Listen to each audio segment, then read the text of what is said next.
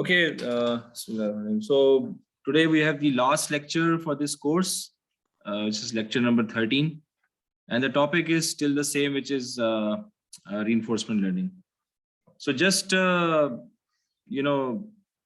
bit of a recap about what is reinforcement learning from the previous lecture. It is actually learning to interact with an environment.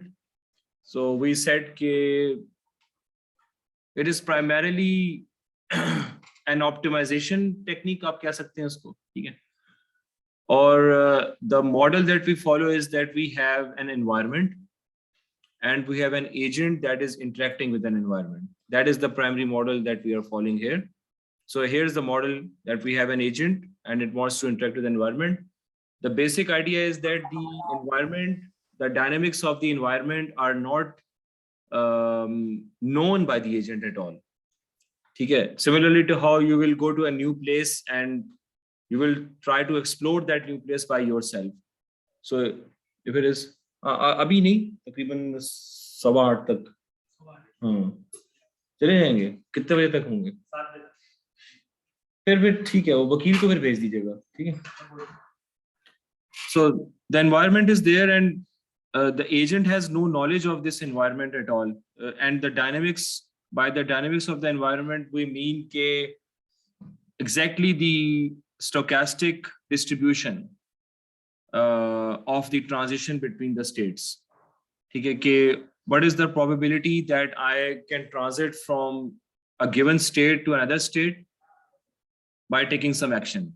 Okay, so there is only one way to go from one state to another state, and that is by taking an action. And you know very well now about the probability density function. So we are applying the same concept here. In this case, we always assume that we have a discrete number of states for the more common problems. Otherwise, the state can also be continuous. So if it is a large unexplored area which is being traversed by a robot, the state will definitely be continuous. And there could be hundreds, thousands of possible states. That will make the problem even more complicated. And that is where you want to use deep reinforcement learning. Okay. The introduction of neural networks in the domain of reinforcement learning has been quite recent. It was not there like 10 years ago. Okay. So it is a recent application which has been brought about by the development of the deep learning field. That is the main problem. So we are actually, the scenario that I'm talking about is that this guy knows nothing about the environment here. The environment is modeled in terms of states. So the environment means that the situation can change when we take an action. The agent is supposed to take an action. Okay, and as you are designing the whole scenario here, so you know very well what are the possible states. The set of states is, you can call it as capital S, right? And what are the possible actions that can be taken in each state? So the designer of the problem knows about both of these things. So you are supposed to design a model for the state. State कैसे represent, how will I represent the state in this case? So for example, the state of this room can be represented by the number of lights that are on, comma, the number of fans that are on, comma, the number of students who are in this room at any particular time. So students will change hote rahenge. You can also add the temperature of the room. Temperature of the room time ke saath saath change hota rahega. The state will change. And maybe we'll switch on and off the lights and fans. Kisi ko sardi zyada, kisi ko garmi zyada. So that means ke situation hamari change hogi. And whenever we are confronted with some situation, we will take some action, obviously. For example, I will continue to teach and you will continue to listen. You might ask a question, I might respond, we might take a break, etc. So any problem in which you can model the dynamics of that problem in this way can be solved through reinforcement learning. और अब हमने उसकी मिसालें check कर ली हैं. For example, this kind of thing is very, this kind of thing is applicable in an exploration scenario. For example, robotics ke andar, it is always an exploration scenario. So a firefighting robot has to learn how to extinguish the fire and also save itself from the fire at the same time. So you can teach that robot how to do this through reinforcement learning. तो आपको scenarios create करना पड़ेंगे जिसका. तो similarly जो हम वो जो space में robots वगैरह भेज रहे हैं, all of them have been trained on these particular scenarios primarily using reinforcement learning. This is the best way to teach a robot how to do things. ठीक है. तो इसको आप मजीद बाद में अपने इंटरेस्ट के हिसाब से डिगअप भी कर सकते हैं. So primarily robots हैं and games. के गेमिंग के लिए के I mean you want to develop a game in which the bot is going to learn through reinforcement learning how to play with you. और हमने उसकी लास्ट वीक में अच्छी खासी एग्जांपल्स 2-3 गो की और टीडी गैमन वगैरह की देख ली थी. जो हमारे इंटरेस्ट की जो चीजें ये तो सारी these applications are useless. I mean unless you belong to some game company then it is useful, but otherwise it's useless. This is the thing that we want, process control. Okay, how to you are controlling some very critical system like maybe some nuclear reactor sort of system, some infrastructure in which you a surveillance system for that matter. ठीक है, तो you need to learn what to do in a given situation. There are not many states available in this. कि surveillance system में आपने क्या करना है? Either you do nothing or you call the police or you do something in between. There are not many actions either. So you can train such a system using reinforcement learning. Similarly, the problem of dealing with online customers, that cannot be done manually. You cannot manually develop any policy that can deal with online customers. You have to automate that policy, and that automated policy cannot be based only on your own experience.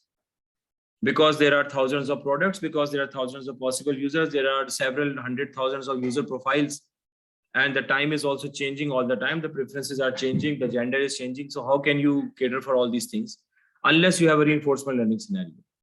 That is one critical application that we can think of.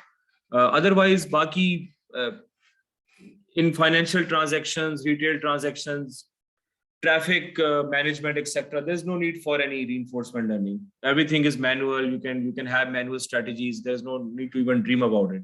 ठीक है? जी. For example, self-driving cars, उसके अंदर भी तो reinforcement. हाँ, देखिए, we're talking about things which are more practical. I mean, self-driving cars is an idea which might hit the whole world after like maybe 25-30 years. But what's the use? I mean, you will always have a better performance at the human level. Auto brake system is something useful. I mean, self-driving is a very large vision for reinforcement learning.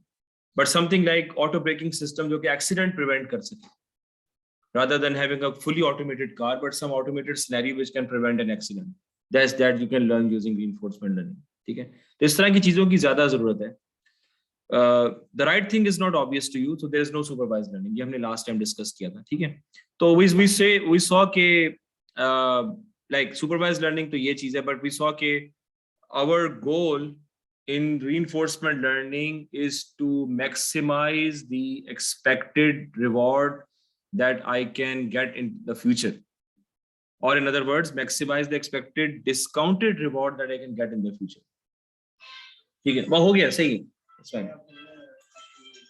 सही है, ठीक, कोई मसला नहीं है, कोई मसला नहीं है. So maximize the expected value of the discounted cumulative reward. Now, what does that mean? I mean, we have to understand that. So it's very simple here that every time I take an action, I will receive a reward, and you are going to define the reward. ये तो हमारी पता है. You are going to define the states and action. You are going to define the reward. If I transit from one state to another state, there's always a probability involved with that. ये भी आपको याद रखना होगा, ठीक है? So in this diagram, anytime I transit from one state to another state, there is a probability and the probability is basically defined by this S, A, and S dash. So इसकी probability की value एक आती है. So that's the probability distribution that we want to estimate, and you can estimate that using the traditional reinforcement learning algorithms. ठीक है? लेकिन सवाल ये पैदा होता है ना कि इस चीज का मतलब क्या है? Maximize the expected value of the discounted cumulative reward. So, but हम इसको ये देखते हैं कि at any point of time if I am like I drew this graph, let's say कि this graph that's board पे मैंने एक बनाया हुआ है, so let's say कि this is G. So if I'm standing here, here I want to have an idea what is the total reward I will receive if I take this path. Maybe I can take some other paths as well. लेकिन मुझे ये idea चाहिए कि अगर मैं आपका action ले लूं तो मुझे कितना रिवॉर्ड मिलेगा इस चीज के ऊपर, यानी क्या चांसेस है कि मैं गोल तक पहुंच जाऊं. Obviously I am not blind, right, कि मैं बस अगले स्टेप को देखूं. मैं कदम वो उठाऊंगा जो मुझे long term benefit they. I want to take the step right now which will be beneficial for me in the long run, right? So in that case what I'm trying to do is I need to have a vision of the future. State action graph मैंने पूरा का पूरा define कर लिया है. I have described the state action graph completely because you have defined the states, you have defined all the actions that can be taken in the state. Although the transition graph आपके control में नहीं है, लेकिन आपने सिर्फ ये बताया है कि किस स्टेट में क्या क्या एक्शन हो सकते हैं. ऑटोमेटिकली ट्रांजिशन ग्राफ सामने आ जाएगा, एजेंट के सामने आ जाएगा और एजेंट लर्न करेगा. वो आपकी टेंशन नहीं है. You only have to define the set of states and you only have to define the set of actions in each state. ठीक है. So but you yourself have no idea कि at any given point of time at any given state what is the expectation कि मैं उस state से गोल पे पहुंच जाऊंगा कम से कम रिवॉर्ड के अंदर, ज्यादा से ज्यादा रिवॉर्ड के अंदर. I want to reach the goal from a given state. सही है. लेकिन I want to take that action in a state जिससे मुझे reward in the long run maximise हो जाए. कि करंटली मे बी देखें, currently maybe I will get a reward of 10 in this action, right? And if I take this action, then I will get a reward of, let's say, 11. So my logic tells me to go here, but that is being nearsighted. Maybe यहाँ पर पहुंचने में मुझे इतना लंबा time लग जाए. On the contrary, I'm getting a reward here 10, but this is maximizing the chances of getting the maximum reward in the long run and helping me also to reach the goal. In the long run, this path is beneficial, although for the time being it seems that this path is not beneficial. So that is what we have to do. ये चीज हमें करनी है. ठीक है. So उसके लिए we have those Bellman equations that we discussed last time. ये उसकी basic format है, पर उसकी अब डिटेल अभी अब मजीद देख लेते हैं कि we need to formalize the concept of discounted future reward.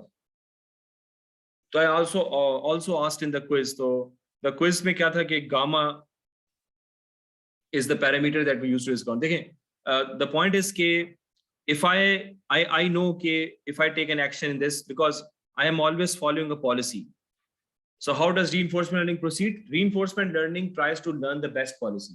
Best policy कौन सी, which can fetch you the maximum reward. Okay, by taking all the actions in a given state, कि जितने भी states हैं उन सबके अगर मैं उस policy के तहत actions लूंगा, I'm going to get the maximum reward. So there are multiple possible policies for any given reinforcement learning problem, and one of them is always the best policy, which can maximize the reward. And that is also going to be a deterministic policy, not non-deterministic. सही है. तो we try to find that value और उसके लिए सारे algorithms आपके काम कर रहे हैं. सही है. The problem arises when the number of states and the configuration of the states becomes very complicated.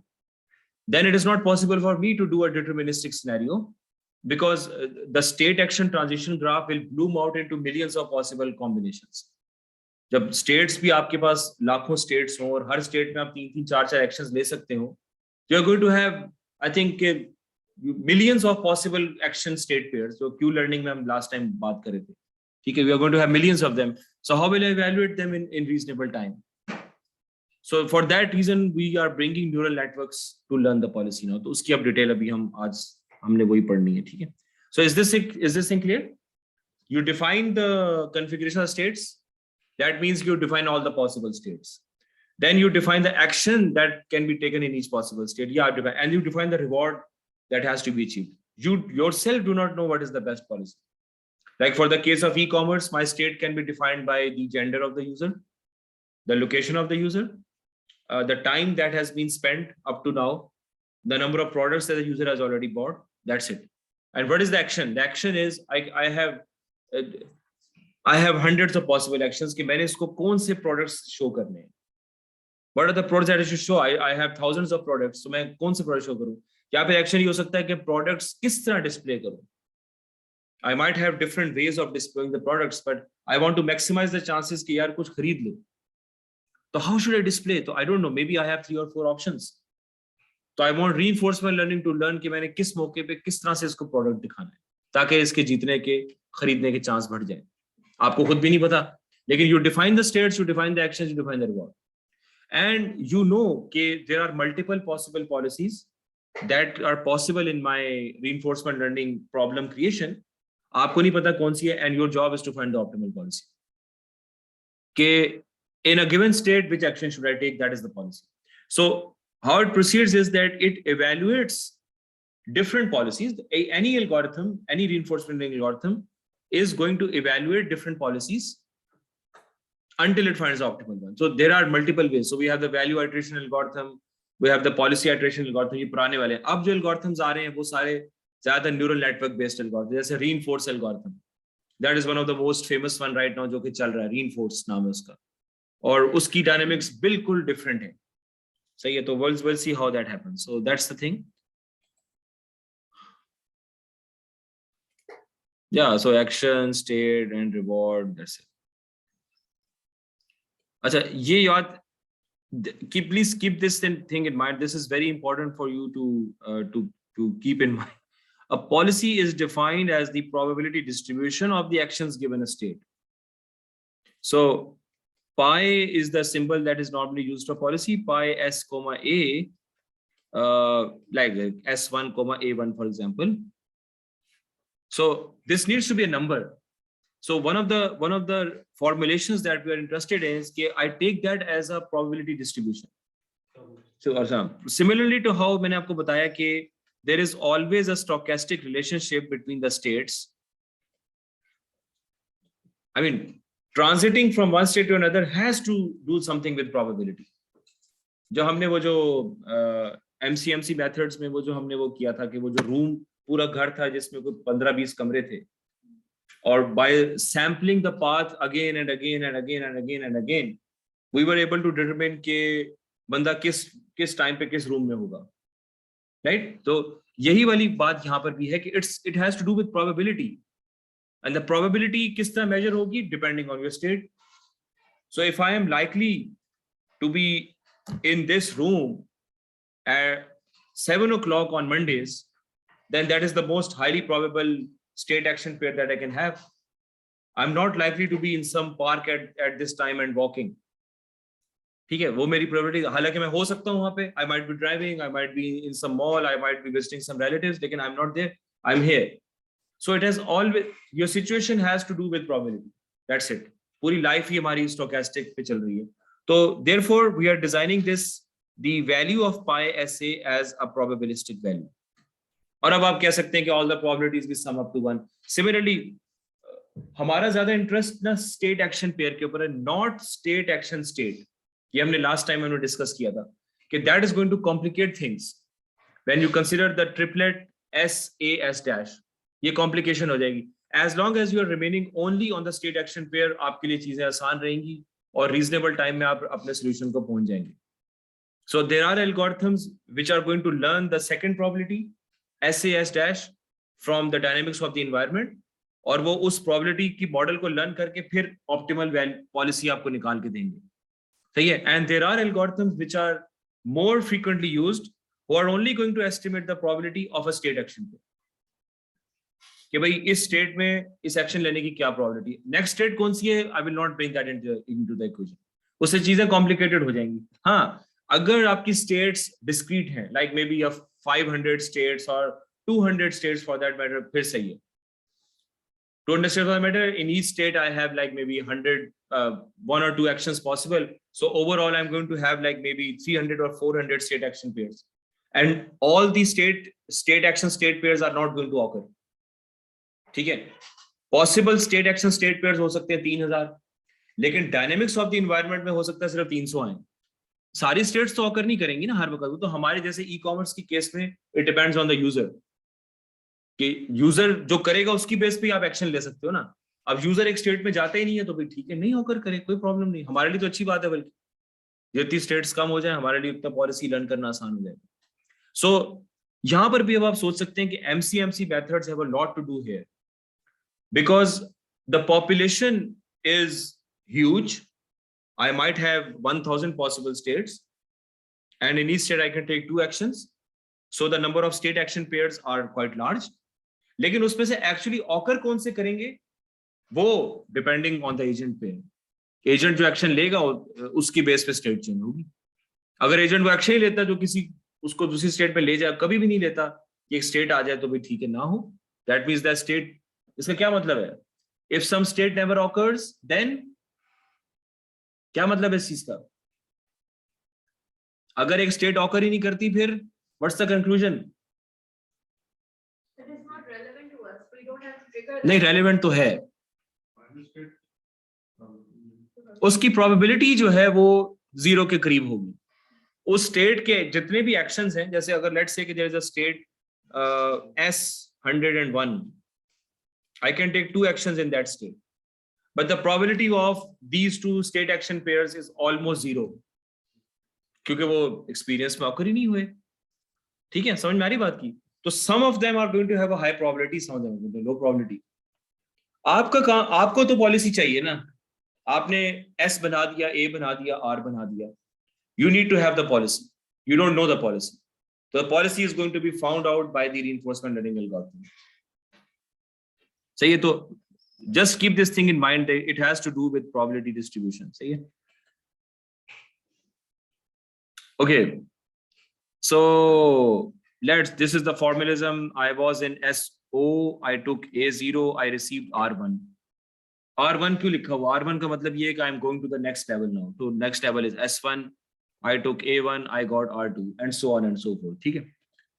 This is what I was telling you about. कि there are some reinforcement learning algorithms who are dealing with the 3 things, the trio S, A, S dash.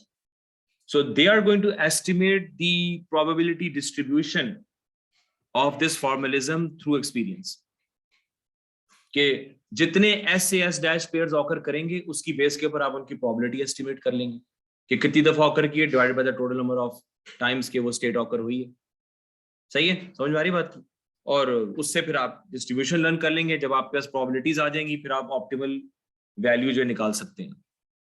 सही है? तो it is basically a game of estimating the probabilities, either S A S dash probabilities और S A probabilities. तो probabilities experience के through आप कर सकते हैं। यही चीज आप एमसीएमसी सैम्पलिंग से भी हासिल कर सकते हैं कि you sample out different possible experiences, thousands of possible experiences, and then find the optimal policy. कुछ अब लिंक बन रहा है कुछ थोड़ा सा दोनों चीजों के अंदर। Reinforcement learning requires you to have thousands of possible iterations in order to learn this probability distribution table, lookup table कह लें, जो भी कह लें। तो MCMC methods can help you do that. Unfortunately, the problem here is के the likelihood and the priors have very high variance. जब आपके MCMC methods में prior का तो कोई मसला नहीं है, prior तो आप बेकार से बेकार भी इस्तेमाल कर लेंगे फिर भी कन्वर्जेंस हो जाएगी पोस्टीरियर की। लाइक्लीहुड का प्रॉब्लम है, अगर लाइक्लीहुड की फॉर्मुलेशन में कोई ऐसी चीज है जिसमें वेरिएंस बहुत ज्यादा है फिर आप मुसीबत में आ जाएंगे। तो we need to do something about the variance. तो यहाँ पे ये प्रॉब्लम आती है इसमें ना, जो रीइंफोर्समेंट लर्निंग में ये प्रॉब्लम आती है यूजिंग एमसीएमसी। तो वो भी एक डोमेन अलग चल रही है, इसको भी अभी फिलहाल इसको छोड़ दें, मशीन लर्निंग पार्ट 3 में फिर देख लेंगे इसको। हाँ? अगर हमारे बड़े जो हैं उन्होंने एग्री कर लिया तो फिर ना तो मुझे मार पड़ेगी। ये कितनों में तोड़ोगे इसको भाई? हाँ नहीं, मशीन लर्निंग पार्ट 3 नहीं होगा, वो रीइंफोर्समेंट लर्निंग का एक अलग इलेक्टिव लगाना पड़ेगा। ये तो बहुत डीप चीज है। अच्छा नहीं, अभी फिलहाल जितना है बस काफी है, बाकी इसको देखेंगे। इंडस्ट्रियल एप्लीकेशंस की मैंने, ठीक है, तो ये चीज क्लियर हो गई है। तो दिस इज द इक्वेशन जो कि आप लोगों को ज़हन में रखनी है कि द रिवॉर्ड, ये जो मैं कह रहा था ना कि I take an action right now and what are the chances कि मैं मैक्सिमम रिवॉर्ड में ये एक्शन लेने से गोल पे पहुंच जाऊंगा। मैक्सिमम, मुझे रिवॉर्ड मैक्सिमाइज करना है, दैट्स द मेन थिंग। तो ये क्या हो रहा है यहाँ पे, बता सकते हैं जरा?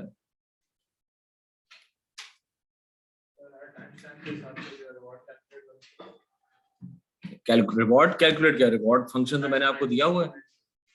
रिवॉर्ड कैलकुलेट करने की जरूरत, रिवॉर्ड तो है, आप एक्शन लें आपको रिवॉर्ड मिल जाएगा। रिवॉर्ड फंक्शन तो आपने खुद डिफाइन किया हुआ है ना, there is no calculation of the reward. Yes, we have to estimate that expected value of the discounted future reward.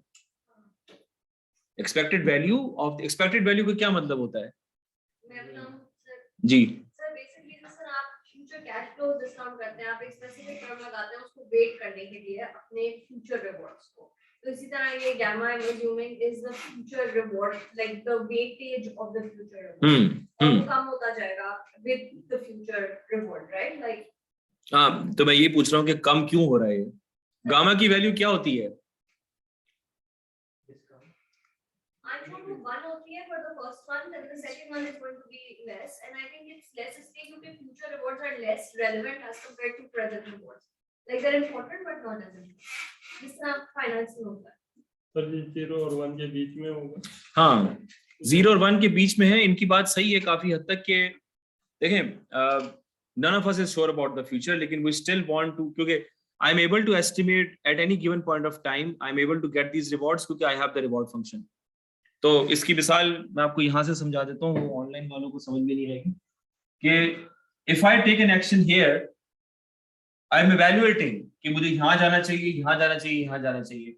If I take an action here, तो आई नो कि इस एक्शन के बाद मैं इस स्टेट पे जाऊंगा, और अगर उसके बाद करंट पॉलिसी में इवैल्यूएट कर रहा हूं तो उसके तहत फॉर एग्जांपल मैं यहां जाऊंगा तो उसका रिवॉर्ड भी मेरे पास है, और उसके थ्रू मैं अपना डिस्काउंटेड फ्यूचर रिवॉर्ड भी निकाल सकता हूं। लेकिन the point is कि as I move farther away from my current position, I am more doubtful about things, right? क्योंकि I can't give the same weightage to the calculation of the future reward जितनी यहाँ पे दी है मैं उतनी यहाँ नहीं दे सकता। I'm not really sure about it क्योंकि I'm taking a lot of risk now as compared to the action here, क्योंकि मैं यहाँ तो मैं खड़ा होना है। अब मैं इस तरह सोचना शुरू कर दूं कि currently I'm in this room, ठीक है, और व्हाट इज द प्रोबेबिलिटी कि I am going to go to that corridor 90%। फिर वहां से मैं सीढ़ियां उतरूंगा, फिर वहां से वहां जाऊंगा, वहां से वहां जाऊंगा, तो सोच ही खत्म हो जाती है। तो वही ह्यूमन माइंडसेट को उन्होंने मॉडल किया। तो the gamma value is between 0 and 1, and as we go into the future for the calculation of the discounted future reward, तो we keep on decreasing the reward जो कि मुझे मिलेगा, लेकिन जाना गोल तक है। I am going to evaluate each possible path which goes to the goal at any given current situation. कि कोई भी आप कहीं भी खड़े हैं, आप उस जगह से करंट पॉलिसी जो आप इवैल्यूएट कर रहे हैं उसके तहत आप एंड गोल तक जाएं और देखेंगे आपको टोटल रिवॉर्ड कितना मिल रहा है। And you do that at each possible state. So if you take 25 actions to reach from the start to the goal, then at each of the 25 timestamps you have to calculate the expected discounted future reward. फिर वो total जो आएगा, फिर that will is going to evaluate that particular policy कि ये policy का कितना total reward कितना आ रहा है। फिर आप कोई और पॉलिसी ट्राई करेंगे, फिर कोई और करेंगे, फिर कोई और करेंगे, until you have evaluated most of the policies and then you are able to say कि this is the optimal policy जो कि मेरे टोटल रिवॉर्ड को मैक्सिमाइज कर रही है। If I go from using a particular policy कि यानी मतलब इसका ये है कि जैसे I'm here, right? This is the starting state, this is the goal state, right? So to go from a start to the goal, I have 20 possible paths. That means I have 20 possible policies. जितने भी possible combinations है उतनी possible policies हैं। I don't know what is the possible policy, right? I have no idea. So the reinforcement learning is going to learn that by interacting with the environment again and again and again and again and again. सही है। Agent अपने action, different actions different states पे try हो सकता है। जब आप पहली इंटरेक्शन में वो इस स्टेट में ये एक्शन ट्राई करे, पॉलिसी उसको ये बता रही है कि ये ट्राई करके देखते हैं, उससे कोई स्टैटिस्टिक वो कंप्यूट करेगा, फिर वो यहाँ जाए, फिर यहाँ जाए, यहाँ जाए, एक पॉलिसी कंप्लीट हो गई, one policy completed, then evaluate some other path, every path is a separate policy. So every path in the state action graph is a separate policy, and that is what you have to validate. Her path के लिए आप निकालेंगे कि total discounted future reward मुझे कितना मिल रहा है उस policy के लिए. तो जिस policy का सबसे ज्यादा मिल रहा होगा वो आप पॉलिसी कहेंगे दिस द बेस्ट पॉलिसी. अब ये निकालना कैसे है उसके फिर अब इसके डिफरेंट एल्गोरिथम्स हैं. ठीक है सर, तो जैसे जैसे हमने शायद लास्ट टाइम भी डिस्कस किया था कि जैसे जैसे वो बोर्ड के पास आता जाएगा, वो गोल के पास आता जी, जाएगा, तो जी, जी. उसका मतलब रिवॉर्ड बढ़ता जाएगा. जी जी जी जी बिल्कुल. मतलब, क्योंकि गोल पे मैक्सिमम रिवॉर्ड है ना. So the states which are near the goal they are going to have larger values. इसमें वैल्यू का कॉन्सेप्ट आता है ना कि देखें, एक तो ये है कि ट्रांजिशन प्रोबेबिलिटी, मैंने स्टेट पे एक्शन लिया, क्या प्रोबेबिलिटी थी. तो जैसे जैसे हाँ. करीब जा रहा है गैमा वैल्यू क्यों डिक्रीज हो रही है? इसलिए because you have more possibilities now in the future, so you're taking more and more risk every time you're going more in the future. So the weightage to the future value should be less as compared to the present. हाँ, ये बात कुछ हद तक सही है. देखें, इसका कॉन्सेप्ट ये है कि I give more weightage to what is happening right now, to my current state. क्योंकि after all I'm a Markov process. तो Markov process क्या होता है कि the action that I'm going to take right now depends only on my current state. ठीक है, तो जो मुझे अभी जो मिल रहा है वो मेरे लिए ज्यादा जरूरी है, rather than मैं सोचूं. अब आपको कोई कहे मैं आपको तो मैं आपको 10 रुपए दे देता हूँ, एक बंदा आपको कहे कि मैं परसों आपको 100 रुपए दूंगा, तो आपके लिए तो वजन ये ना कि अभी दे दें, बस परसों की परसों देखी जाएगी. ये वो वाला कॉन्सेप्ट है यहाँ पे कि आपको रिवॉर्ड मिल जाएगा फ्यूचर में, लेकिन उसको आप इतनी वैल्यू नहीं दे सकते right now because it is not there. Currently जो मुझे रिवॉर्ड मिल रहा है that is the best thing, तो मैं उसको मैक्सिमम 1 के साथ लूंगा. बाकी गामा की जो वैल्यू है दैट इज बिटवीन 0 and 1. तो as you go on ahead के मतलब टी पे खड़े हैं and you are evaluating for t+3 all the way up to the goal, तो एज यू जैसे जैसे आगे जाते जाएंगे उसको मुझे डिस्काउंट करना पड़ेगा. ये तो इकोनॉमिक्स का भी कॉन्सेप्ट है. आई थिंक कि फाइनेंस का बेसिक कॉन्सेप्ट भी यही है. आई डोंट नो कि वो ये वही चीज यहाँ अप्लाई की हुई है. सर उसमें एक टेबल होता है पूरा, तो क्या गामा की वैल्यू उससे उस टेबल से हम पिक करेंगे या हम खुद ही असाइन करते हैं? नहीं, यहाँ पे खुद असाइन होती है. यहाँ पे खुद असाइन होती है. टिपिकली इस 0.7 to 0.9 होती है गामा की वैल्यू, इससे कम नहीं होती. ठीक है. So this is a probability and overall state action pairs are run. As one might accept, a higher gamma leads to higher sensitivity for rewards from the future. So, however, the extreme case of y equals to 0 does not consider rewards from the future at all. अगर आप y को 0 कर दें, वो कहेगा भाई बस अभी देख लो, बाकी future के reward की calculation छोड़ दो, which is not appropriate basically. ठीक है. Hey, this is called reward shaping. Reward shaping कहते हैं इसको. ठीक है, अभी आएगा आगे, अभी तो कहानी खुल रही है Aahista Aahista. The objective of an RL agent is to maximize the expected reward when following a policy pi. ठीक है, ये चीज भी याद रखें कि the algorithm has to try out different policies and find the best one. अब ये कहानी आती है जो इस वक्त जो अप्रोच, माशाल्लाह 7 people यार. इस वक्त जो अप्रोच हम reinforcement learning के अंदर जा रहे हैं लर्न करने, that is called a policy gradient. And now you can understand कि हम इसको gradient क्यों कह रहे हैं. The idea is, I'll try to explain this now. The idea is कि let's say कि I have this neural network which has an input and an output. सही है. अब what do we require in reinforcement learning में हमारा मकसद क्या है? In RL, our purpose is to learn which action to take in each state.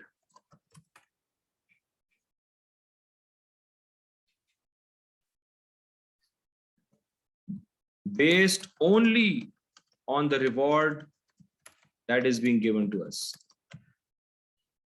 ये तो कौन सा क्लियर है ना सब? हमारे पास रिवॉर्ड के अलावा तो कुछ नहीं है. Reward is not a supervise signal.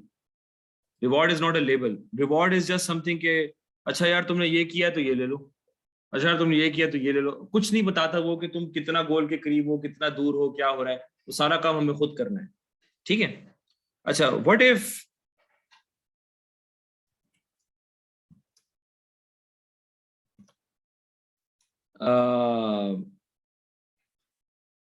I model this.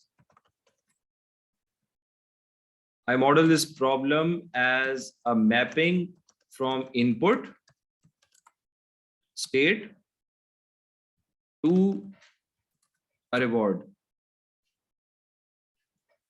सही है, बल्कि input state comma action to a reward.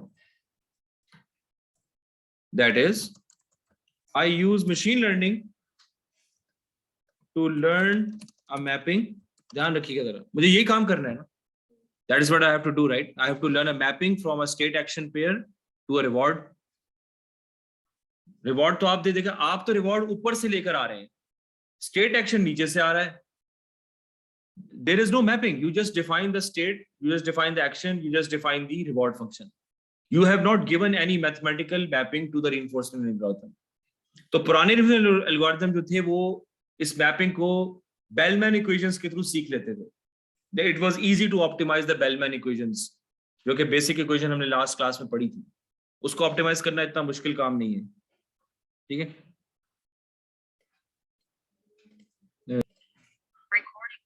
Okay. I basically I have to learn the policy. Policy यही है कि भाई किस state में आपने कौन सा action लेना. ठीक है? I can, once you define S, A and R, I know कि what are the possible state action pairs. सारे state action pairs मेरे पास आ जाएंगे. आप states define करते हैं, actions define करते हैं. I can combine them and say कौन सा state में कौन सा सारे pairs मेरे पास आ जाएंगे. लेकिन मुझे ये मालूम नहीं है कि किस state में कौन सा action लेना. So I have to basically learn the mapping from state action pair to a reward. आप मुझे कह तो रहे हैं कि इस state में action लोगे लेकिन तुम्हें reward ये मिलेगा. ठीक है, इस state में लोगे तो reward ये मिलेगा, लेकिन किस state में कौन सा action लेना है वो उसकी कोई mathematical mapping है ही नहीं.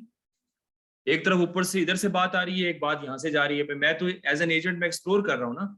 I'm trying out different actions and getting the reward, but there is no mathematical link between these two. So if I am able to learn the mathematical link, for example, मतलब ये कहने का कि let's say कि I am in this state S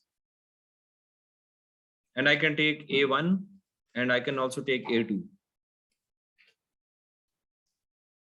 सही है? और यहाँ पे I have the goal here somewhere. So this is the goal state. And okay, I will transit to a new state, and through some zigzag I reach here, and again through some zigzag I will reach here. So I, at the input of a machine learning model, I can try out SA1 and see के मुझे कितना reward मिलता है उससे. ठीक है? And then try to learn the mathematical mapping. सही है? Similarly, I can try out SA2 और मैं देखता हूँ कि मुझे कितना आउटपुट मिलता है, and then I can learn the mathematical mapping. समझ आ रही बात की? जो पुराने reinforcement learning algorithms थे, जैसे value iteration, policy iteration, they were not considering this as a usage of machine learning methods. वो मैथमेटिकल फॉर्मूलाज इस्तेमाल करके, जो कि पुरानी अप्रोचेस थी हमारी बेलमैन इक्वेशंस जिनको हम कहते हैं, they were able to optimize and find the maximum optimal policy. अब ये हो गया है for the last in the last 10 years कि we are now considering neural networks as a solution to learn this method. क्योंकि neural networks जो है ना वो they are able to learn complicated non linear mappings. उसके अलावा किसी algorithm की नॉन लीनियर मैपिंग्स की गारंटी नहीं है कि it's not, no algorithm is a universal function approximator. Universal function approximator theorem that is only applicable for neural networks. कि वो आपको कोई भी नॉन लीनियर फंक्शन हो वो आप गारंटीड है कि वो मैपिंग कर देगा उसकी. समझ में आ गई बात की? So we have basically took the problem of reinforcement learning and just inserted that into the neural network box. कि अब हम neural network is now responsible for learning a mapping from the state action to reward. Reward मेरे पास है as a signal. मैं उसे कहूँ यार मैं S, A1 reward वहां तैयार खड़ा होगा. लेकिन अब उनका लिंक क्या है? ठीक है, SA1 पे मुझे reward मिल रहा है 20, SA2 पे reward मिल रहा है 15, मैं दे दूंगा उसको. And I will have to define the neural network dynamics in such a way that I keep on maximizing the expected discounted future reward. वो जो इक्वेशन हमने देखी है ना अभी एक्सपेक्टेड फ्यूचर रिवॉर्ड की, वो अब हमें न्यूरल नेटवर्क की डायनेमिक्स पे मैप करनी है. Do you understand the problem? कि the given, that's why we have the field deep reinforcement learning का मतलब यही है कि if you have thousands and thousands of possible states with hundreds of possible actions in each state or tens of possible actions in each state, then the problem is not deterministic. It's not something जो कि there are not a discrete number of states. There are infinite number of states and actions. So how can you estimate that using traditional algorithms? You cannot. बस अगर मैं कहूँ कि 3 lakh state action pairs हैं, 5 lakh state action state pairs हैं, अब इनकी probability estimate करने के लिए आपको लाखों दफा सैम्पलिंग करनी पड़ेगी. स्टेट ऑकर होगी तो प्रोबेबिलिटी कंप्यूट करेंगे ना, तो इतने एक्सपीरियंसेस तो आपको मिलेंगे नहीं. एजेंट कितने, अगर आप लाइव यूजर आपका एजेंट है, ई कॉमर्स में लाइव यूजर एजेंट है, लाइव यूजर कितने पॉसिबल एक्शन लेगा भाई? तो you have to define a limited set of actions for such a scenario. But there are scenarios जहां पे आप state action pairs को restrict नहीं कर सकते. There could be easily millions of states or thousands of possible states. तो उस case में वो पुराने एल्गोरिथम्स जो है ना वो इतने मैथमेटिकली पे स्ट्रांग नहीं रहेंगे. It will probably take them a long time to converge. हमारा एक्सपीरियंस ये है कि if there are like maybe 200 to 300 state action pairs, आप वो एल्गोरिथम इस्तेमाल कर सकते हैं. But if they run into thousands, then it will take a long time to, very long time to converge. So इसलिए हमने उसको उठाया और हमने कहा कि अब इस झंझट को छोड़ो.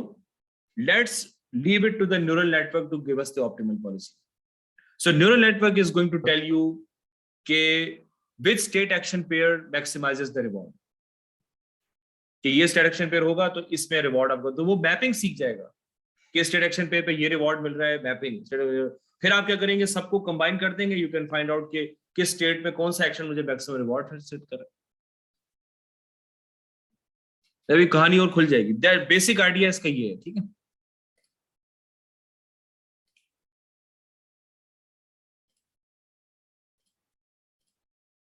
So like any machine learning setup, we define a set of parameters. So parameters again means the weights and biases of units and neural network to parameterize this policy pi theta pi.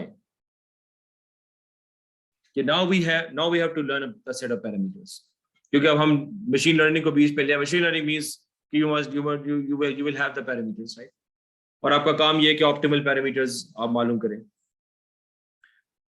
So if we represent the total reward for a trajectory or a policy as r pi or r tau कह लें उसको, we arrive at the following definition: j of theta, where j is the cost function obviously, equals to the expected value. Expected value, जाहिर सी बात है, expected value क्यों आ रही है इसके अंदर? चलिए मुझे इसका बात बताएं. Not in this case, but हम तो शुरू से बात करें ना कि expected value of the total discounted future reward. What does that mean? Expected value क्यों आ रही है? हाँ? नहीं, expected value क्या होती है? सर हर एक्शंस पे कुछ रिवॉर्ड्स मिल रहे हैं, तो पूरे पाथ का रिवॉर्ड निकालने के लिए you take the expected value, I guess. हाँ, एक्सपेक्टेड वैल्यू की डेफिनेशन क्या है? The value multiplied by the probability of that. So इससे क्या पता चला कि स्टेट एक्शन पेयर की एक प्रोबेबिलिटी है जिस जो हम कैलकुलेट करना चाह रहे हैं.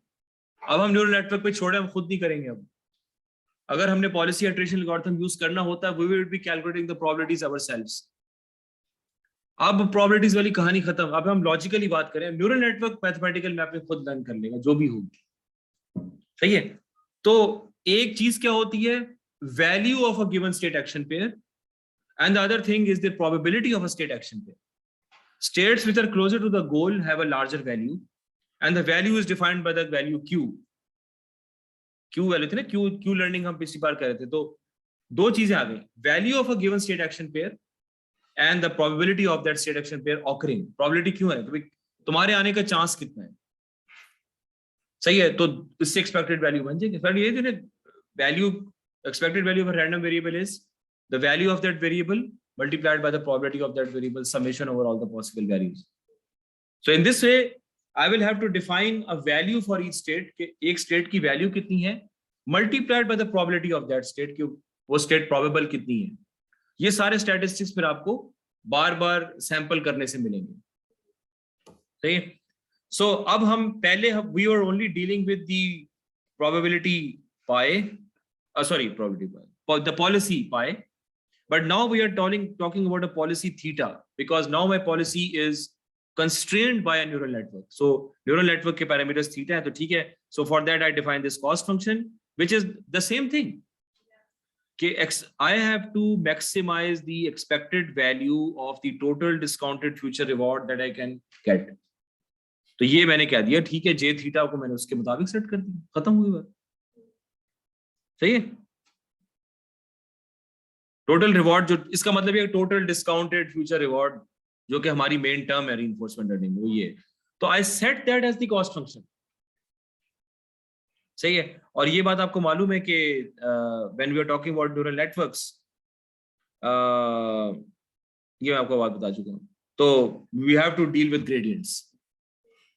न्यूरल नेटवर्क में तो ग्रेडियंट्स पे कहानी जाएगी ना, फिर क्या ख्याल है? Stochastic gradient descent, that's what we have to use. तो उसमें क्या मॉडल होता है भाई? ग्रेडियंट डिसेंट में क्या करते हैं? Minimize error. हाँ, to find out the values of weights and biases जो कन्वर्ज कर जाएं, how do I update them? Back propagation में क्या होता है? किस तरह? ये क्या हो रहा है यहाँ पे? क्या हो रहा है? The next, I change my weights and biases depending on the partial derivative of that particular parameter with respect to the cost. कि basically मैं उस हिसाब से चेंज होता हूँ कि मैं कॉस्ट को कितना इन्फ्लुएंस कर रहा हूँ, कि जो मुझे रिवॉर्ड मिला है वो मुझे बताएगा कि मैं as a parameter W cost को कितना इन्फ्लुएंस कर रहा हूँ। तो अब इस केस में the neural network weights are going to discover कि हमारी वैल्यूज जो हैं वो expected total discounted future reward को कितना मुतासिर करती हैं, उसकी बेस पे अपनी वैल्यूज अपडेट कर लेंगे, खत्म। That's the mathematical mapping that we have to learn, इसी को तो ग्रेडियंट डिसेंट कहते हैं। तो we are calling this as the policy gradient algorithm primarily because of this, ठीक है, कि I have to still learn the optimal policy, but now I have to use the gradient descent method to learn the optimal policy, ठीक है, ये उसका concept है। और अभी तो कहानी खुली है भाई।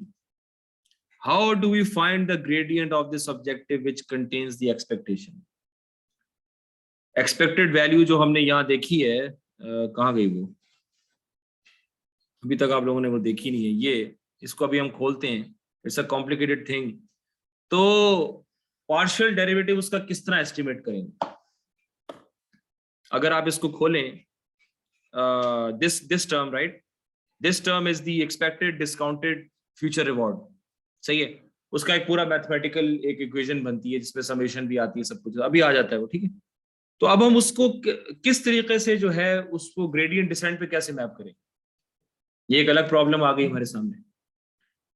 कि मतलब मुझे उसका डेरिवेटिव तो निकालना पड़ेगा ना फंक्शन का। कॉस्ट फंक्शन का डेरिवेटिव तो निकालते हैं ना, तो उसका जब आप डेरिवेटिव निकालेंगे तो वो कैसे निकालेंगे? तो हमें वो इसकी we'll have to write the equation for this and then we'll have to see कि उसमें उसका डेरिवेटिव किस तरह से कंप्यूट किया जाएगा। तो वो देखते हैं क्या तरतीब बनती है उसकी। जैसे आपने क्वाड्रेटिक कॉस्ट फंक्शन पे डेरिवेटिव्स निकाले थे ना चेन रूल पे, जिन्होंने डीप लर्निंग ली हुई है। Integrals are always bad in a computational setting. Integration हम इसमें इस्तेमाल नहीं कर सकते। We need to find a way around them. First step is to reformulate the gradient starting with the expansion of expectation. Now, this is the term that you need to understand. The derivative of the expected discounted future reward is the expectation of the product of the reward and the gradient of the log of the policy pi theta.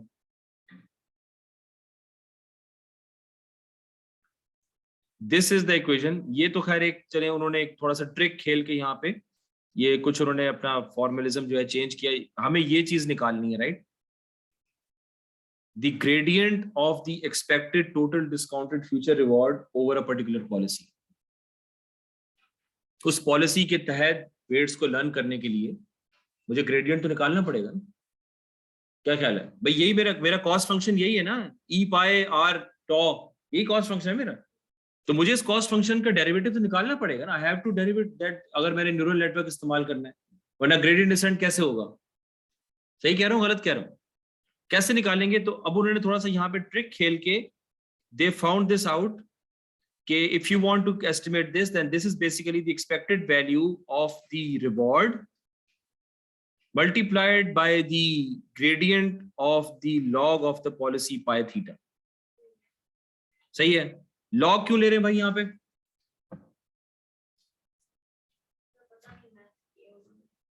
log लेने का क्या मकसद होता है? वो बड़ी values को use करके It's typically easy to deal with the हाँ. अच्छा, तो this term is the actual reward that is going to be obtained. Sorry, the value of a state action pair, for that matter, you can equate that with the reward as well, and we can also compute another term as the value. कि एक state action pair में आपको reward मिलेगा ना, तो that reward can be equated as the value of that state, but we can also compute some other numerical statistic to represent the value of a particular state action pair. ठीक है? और ये जो चीज है, ये basically this represents a probability density function. So this log term basically represents how much the reward is changing from one state to another. Does this? The purpose is to constrain the data within a particular range. In case some values have very high probability, some have very low probability, तो सबको जो है ना वो एक particular normal range में ले आए log लेकर ना, ताकि वो जब आप उसके वो plots बनाएंगे तो everything seems visible to you. Otherwise ऐसा भी मुमकिन हो सकता है, जैसे वो आप देख रहे थे वो कार्ड पोल में लास्ट टाइम जो सिमुलेशन दिखा रहा था कि वो कार्ड जो है ना वो गायब हो रही थी, आधी निकल रही थी, तो उस तरह की भी सिनेरियो हो सकता है. तो ये log is just a transformation. You can just, आप इसको चाहें तो आप ना भी पढ़ें, तो इट्स जस्ट अ ट्रांसफॉर्मेशन जो लोगों ने एक्सपेरिमेंट करके निकाली होती है कि इसका फायदा हो रहा है नहीं हो रहा. So this becomes this when you constrain it by some theta, because you have to find out the parameters. So for different values of parameters, I'm trying out different things. आप कह लें. So by constraining the expected value, so this becomes like this. ये थोड़ा सा with respect to the theta उन्होंने लिख दिया है, and this and this are the same equation basically. लेकिन यहाँ पे उन्होंने बस theta term add कर दिए to represent के we are doing this through the neural network mechanism now. ठीक है? So इसकी थोड़ी डिटेल देख लेते हैं. So ये हमने ऑलरेडी देख लिया है. अब इन्होंने क्या किया, इन्होंने इस टर्म को एक्सपैंड किया है. This term is simply the probability of going to the next state. सही है, the probability जो आती है along with the value of that state action pair. Okay, I'm taking that state action pair, now I'm going to transit to some other probability, to some other state. उसकी probability क्या है, तो ये basically expected value की एक वो हो गई, representation हो गई कि the value multiplied by the probability. तो मैं एक स्टेट में खड़ा हूँ, I take an action, उसकी वैल्यू क्या है, that might be the reward और some other measure अगर आपने कंप्यूट करना है, multiplied by the probability of that. कि मैं स्टेट एक्शन पेयर लिया तो मैं किसी नई स्टेट में जाऊंगा ना, I will always transit to some unique state. ऐसा नहीं हो सकता कि एक स्टेट एक्शन के ऊपर मैं किसी दो स्टेट्स में जा सकूं. That is not possible. तो on one state action pair I'm going to always transit to one state. That makes it simple. ठीक है? तो ये एक्सपेक्टेड वैल्यू की है और ये मल्टीप्लाई क्यों है आपस में भाई? टाइम टी, कैपिटल टी पे क्या मिलेगा मुझे? The final goal. तो स्टार्टिंग फ्रॉम द, अब देखिए ना पूरी पॉलिसी इवैल्यूएट कर रहा है from the starting state to the final state T. मैंने रीच द गोल, पूरी पॉलिसी का जो रिवॉर्ड है वो इवैल्यूएट हो रहा है. और ये जो एस नॉट है ये बेसिकली स्टार्टिंग स्टेट है. तो ये तो उन्होंने एक फैक्टर बीच में डाला हुआ, सब चीजों को मल्टीप्लाई कर रहे हैं. स्टार्टिंग स्टेट की प्रोबेबिलिटी तो आप यानी it might be given in the first case, और उसके बाद जो पूरा जो चार्ट है उसके थ्रू ट्रैवर्स करेगा गिवन द पर्टिकुलर पॉलिसी जो आप उसको दे रहे हैं. ठीक है सर, जो ये टर्म्स है सारी, सबसे पहले जो फर्स्ट स्टेट जो पाई टी टू टी जो है ये इंटीग्रेशन सिंबल, और ये प्रोडक्ट सिंबल है. We are multiplying these values across all the values of T. यानी मतलब ये कि मैं I am starting from the starting state, I'm starting from the starting state and I'm going all the way to the goal, but each time I take an action, I change the time.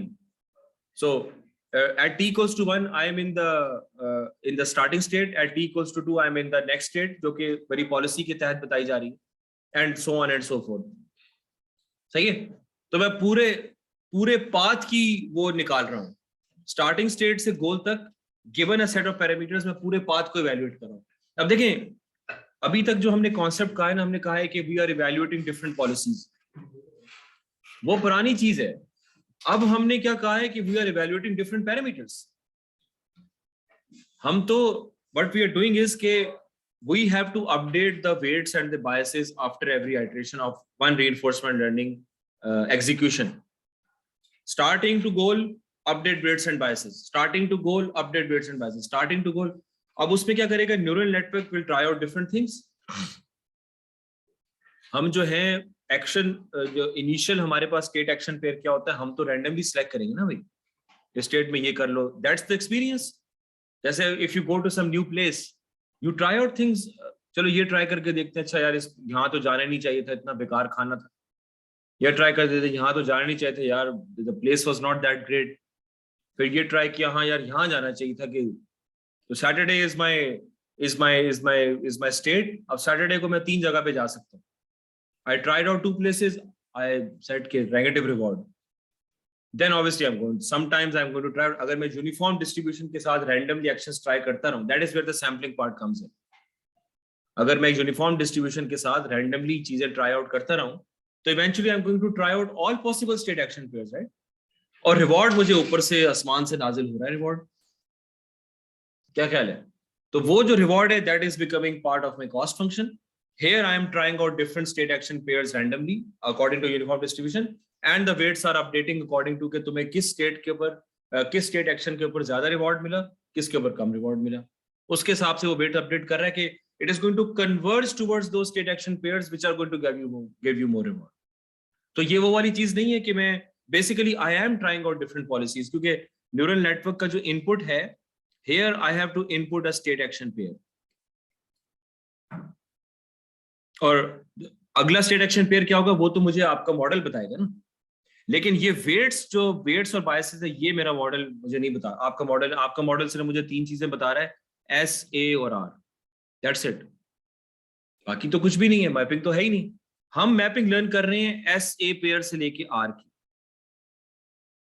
That is the thing that we are doing. तो यहाँ पे S तो defined है कि if I try out an action A in S, right, तो I'm going to transit to let's say S double dash. ये तो defined है क्योंकि ये तो मेरे डायनेमिक्स डिफाइन करेंगे ना जो आपने मुझे दिया. लेकिन in S if I can take 3 actions, then I'm going to try them out randomly. ठीक है. अब let's say कि S double dash के अंदर I can take A1, A2, A3. लेकिन अब S double dash अगर मेरी यहाँ स्टेट आ जाए तो मैं कौन सा करूंगा, वो मैं randomly select करूँ. तो this is the experience that I am doing. Similarly to how you explore it, कहते हैं exploration versus exploitation, exploration versus exploitation. तो ये तो exploration है कि A1 try करूँ, A2 apply try करूँ, A3 try करूँ, क्या करूँ. Let's say कि A1 पे आपको अच्छा reward मिला, अब दोबारा से S double dash आ गई. अगर आप exploit करते हैं, आप कहते हैं यार छोड़ो A2 A3 को छोड़ो, बस इसी पे गुजारा करो. लेकिन पता चला कि अगर आप A2 करेंगे तो आप ज्यादा जल्दी गोल पे पहुंच जाएंगे, ज्यादा रिवॉर्ड के साथ पहुंच जाएंगे. तो therefore we have to maintain a balance between exploration and exploitation. सही है, समझ में आ रही बात की भाई. इसकी मिसाल ये है कि लेट्स से कि आप किसी नई जगह पे जाके सेटल हो, you go to New Zealand for example, और आप किसी जगह पे पहुंच जाते हैं घंटे के अंदर, और किसी ने आपको बताया था भाई वो जगह 1.5 घंटा दूर है. अब आप कहते हैं कि हाँ भाई बस यही है, बस जब भी जाएंगे तो इसी रास्ते से जाएंगे. लेकिन देयर आर 2 other ways. तो one day you decide to explore more. हालांकि एक्सप्लॉयटेशन पे आप जीत रहे हैं, but you decide to explore more. तो एक्सप्लोर में आप दूसरे गए, पता चला आप जो है ना 50 मिनट में पहुंच गए. तो ये वो बैलेंस है जो कि आप नहीं कर सकते, वो ये एल्गोरिथम ही कर सकेगा बाय ट्राइंग आउट. तो वो आपने सिर्फ मैथ्स डिफाइन करनी होती है, बाकी वो खुद संभालेगा. ठीक है. So this is pretty much clear. This is just a multiplication of the value by it's probability. This is the expected value. और अगर आप इसको ब्रेकअप करें, इसका लॉग लें, तो you can break that up into 3 terms. So this becomes this. इसको अलग कर लिया, इसको अलग कर लिया, इसको अलग कर लिया. और जब मैं डेरिवेटिव लेता हूँ तो डेरिवेटिव जो है ना वो I take only with respect to actions and state, क्योंकि I'm concerned with that. सही है कि मुझे उसी की बेस पे that's what I have to, मेरी पॉलिसी स्टेट एक्शन पेयर पे चल रही है, तो आई एम डेरिवेटिव लेने पे जब मैं उसका पार्शियल डेरिवेटिव लेता हूँ, तो these things are not useful for me. तो in the end it turns out कि जो मैं कॉस्ट फंक्शन मेरा था, that is primarily given by this term, and this term is independent of the next state. st+1 से मेरा कोई ताल्लुक नहीं है, ठीक है? I'm only concerned with the action that I'm taking in the current state, and that is what the Markov rule is all about. So this solves lots of my problems, because if you go into this domain, अगर आप ये probabilities निकालने लग जाएंगे, तो इन सारे probabilities की जो trios हैं, there could be 100,000s of these, or you might not have enough experience to estimate the probability of each of these. आपके पास इतना experience नहीं होगा कि सब के सब try out कर लें. As far as the matter of state action pair is concerned, that is what I am basically inputting into this. That's what मेरे neural network की input ही है state action pair. It is not a state action state pair. वरना तो problem बहुत complicated हो जाएगी. तो ये चीज आपको बता रही है कि cost function अगर आप डिस्काउंटेड फ्यूचर रिवॉर्ड रखते हैं, तो you don't need to worry about the state action state trio और ट्रिपलेट, जो भी आप उसको कह लें, इसकी आपको जरूरत नहीं है.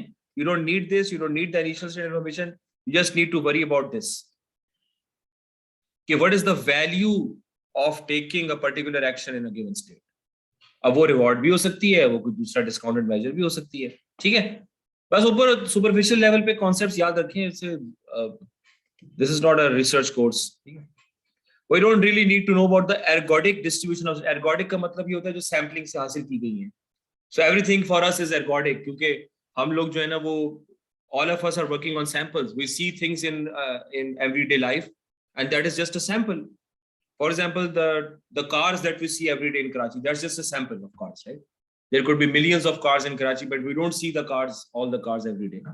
So हम ergodic पे चल रहे होते हैं. ergodic का मतलब ये जो states आपको नजर आ रही हैं, जो sampled आपके पास states हैं, ठीक है? So इसमें हमारा problem क्या solve हुआ कि I don't need to define any mathematics for the state action state combination, क्योंकि उसकी probabilities पे अगर मैं compute करने बैठ जाऊंगा तो मुझे मुसीबत पड़ जाएगी, और even जो मेरा जो cost function है उसको भी मुसीबत पड़ जाएगी, क्योंकि it will have an extra term to optimize. उसके लिए तो आपको experience अपना बहुत ज्यादा बढ़ाना पड़ेगा. भाई एक शहर में जितने रास्ते हैं उतना ही ज्यादा आपको चलना पड़ेगा शहर एक्सप्लोर करने के लिए. अगर आप अपने रास्ते कम कर देंगे तो आपके लिए एक्सप्लोर करना आसान हो जाएगा. तो let's stick to state action pairs, बात खत्म हो गई. दूसरी टर्म की हमें टेंशन लेने की जरूरत ही नहीं है. अब इस टर्म के अंदर प्रॉब्लम क्या है? If I set this as the cost function, then what is the problem that I face in this term? The expectation problem is still there. How to find out the expected value? Expected value इस चीज की तो अच्छी खासी complicated हो जाएगी.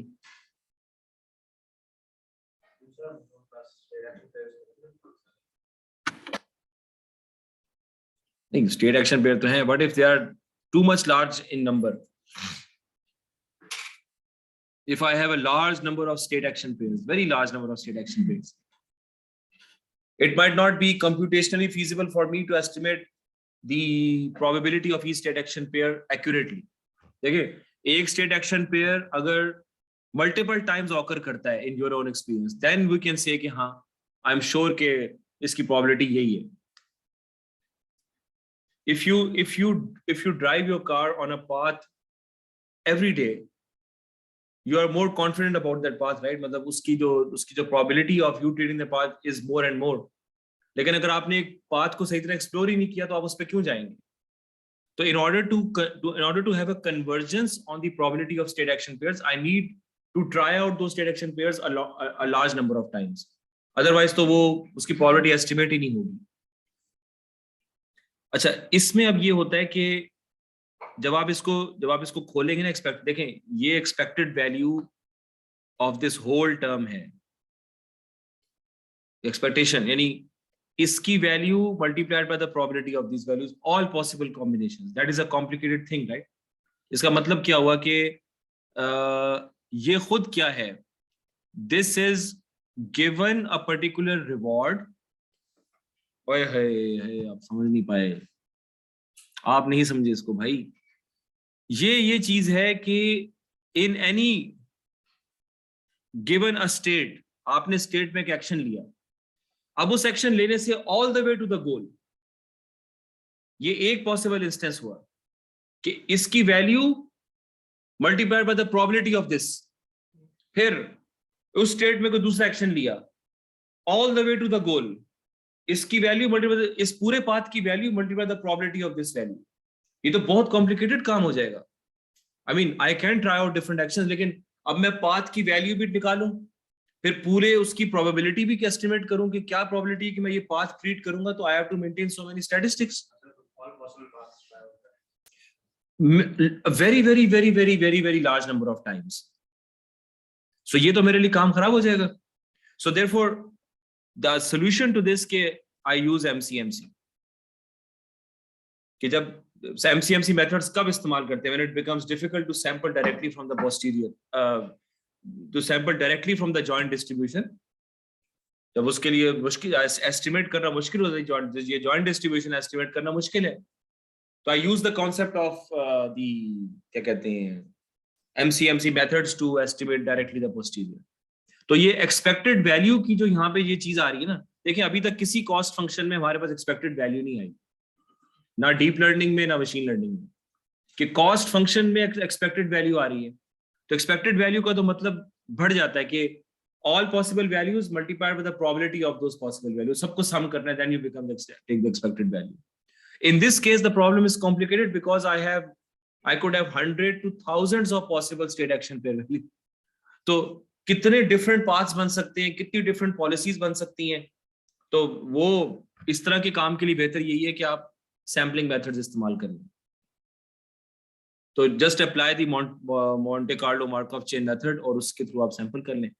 अब उसके अंदर भी कबाहत है, ठीक है, वो भी इतना आसान काम नहीं है। द प्रॉब्लम हियर इज के दिस इज द रिवॉर्ड जो कि हम देखना चाह रहे हैं ना, रिवॉर्ड हमारे पास ये, the reward of the trajectory और the policy remains untouched, reward अपनी जगह पे है। Even though the gradient of the policy does not depend on the reward, ये ग्रेडियंट है that is not depending on the reward, this term adds a lot of variance in MCMC। कि आपको पता है कि अगर हमारे जो, ये मैंने आपको पहले भी बताया था कि हमारे प्रेडिक्टर्स के अंदर अगर वेरिएंस ज्यादा हो, उनका आपस में कोवेरिएंस हो, वेरिएंस ज्यादा हो, तो आपके लिए मुसीबत पड़ जाएगी। अब ये due to the particular characteristic of the reward function, the problem is ke variance exists because at one place you are giving a reward of 100, another place you are giving a reward of -1, बीच में आपके पास हजारों paths explore करने के लिए, so you are basically increasing the variance of problem। अगर if your data is centered around the mean and all the values are very close to the mean, तो sampling आराम से हो जाएगी posterior की। लेकिन अगर आपका डेटा में ही इतनी चीजें फैलाव हो रही हैं और एक दूसरे से चीजें वेरी कर रही हैं, तो उस डिस्ट्रीब्यूशन पकड़ना मुश्किल होगा। ऐसे ही कॉन्सेप्ट है ना, तो इसलिए यहाँ पे ये प्रॉब्लम है। तो अब हम क्या करते हैं कि हम ये रिवॉर्ड फंक्शन को हम we use this equation directly, इस पे थोड़ा सा प्रॉब्लम एलिविएट हो जाता है कि instead of taking the reward directly we equate this with this GT at any given time step. इसके बजाय कि हम कहें कि भी एक reward at a given time, हम इसको डिस्काउंटेड रिवॉर्ड से जो है ना वो रिप्लेस कर देते हैं। सही है, समझ आ रही बात? तो जीटी से रिप्लेस कर देते हैं। तो ये रिप्लेसमेंट जो है ना, that leads to the concept of this reinforce algorithm, जो कि इस वक्त काफी मशहूर हुआ है in the domain of reinforcement learning. ठीक है, तो रीइंफोर्स एल्गोरिथम जो है ना, उसकी बेसिक फॉर्मुलेशन ये है जो आपके सामने है कि in order to estimate the expected value of the expected value of a given policy, तो उसका जो फॉर्मुलिज्म है वो ये है कि you basically have to compute these statistics। अब इसको थोड़ा सा हम मैथमेटिकली एनालाइज करते हैं। So if I am in a given state S and I take an action A1, ठीक है, तो इस पे जो रिवॉर्ड मिलेगा that is this R of tau whatever, that is the reward I'm going to get। ठीक है, लेकिन what is the consequence of taking this action? The consequence of taking this action is कि I can go by taking this action, I want to evaluate this path, the whole world. So this is t equals to 0, this is t equals to 1. So starting from here, t equals to 1, all the way up to t, at the time step t, I'm going to arrive at the goal. तो मैंने एक action लिया, लेकिन उसका मैं consequence गोल तक देख रहा हूँ, जो मैंने पहले भी बात की। सही है, that's it. और अब मुझे इस पूरे चीज की एक्सपेक्टेड वैल्यू निकालनी, मतलब अगर मैंने ये एक्शन लिया, ये मैंने इवैल्यूएट किया, इसकी एक वैल्यू आएगी पूरे की, और इसकी एक प्रोबेबिलिटी आएगी। एक्सपेक्टेड वैल्यू का तो मतलब यही होता है ना भाई, कि एक्सपेक्टेशन ऑफ दिस होल, यानी इस एक्शन लेने की इस पूरे की एक वैल्यू है और उस पूरे चीज की प्रोबेबिलिटी आएगी। अब मैं अगली बार जो है, लेट्स से कि मैं ये A2 ट्राई करता हूँ, उसमें भी यही चीज आएगी, वैल्यू प्रोबेबिलिटी आएगी। अब हम क्या कर रहे हैं कि एक्सपेक्टेड वैल्यू में हमें सब चीजों को सम करके देखना पड़ेगा, तब कहीं जाके ये टर्म होगी जिसमें मैं फिर देख सकता हूँ कि मैक्सिमाइज मैं किस चीज से कर सकता हूँ। तो this in that way that becomes very complicated problem. और अभी तो और कॉम्प्लिकेट आगे होगा अगले 15 मिनट के अंदर। सही है कि एक एक्शन लेने का कंसीक्वेंस आपको एंड तक देखना है, और उसकी आपने पूरी बात ये that's how we operate in our mind, कि हम यही सोचते हैं यार उस दिन मैं वहां गया था तो यार मुझे उसके बाद तो बहुत कुछ हुआ, वहां जाने का बहुत कुछ हुआ, लेकिन एंड में आपको नुकसान होता है, आप ये पाथ आप ट्राई नहीं करेंगे।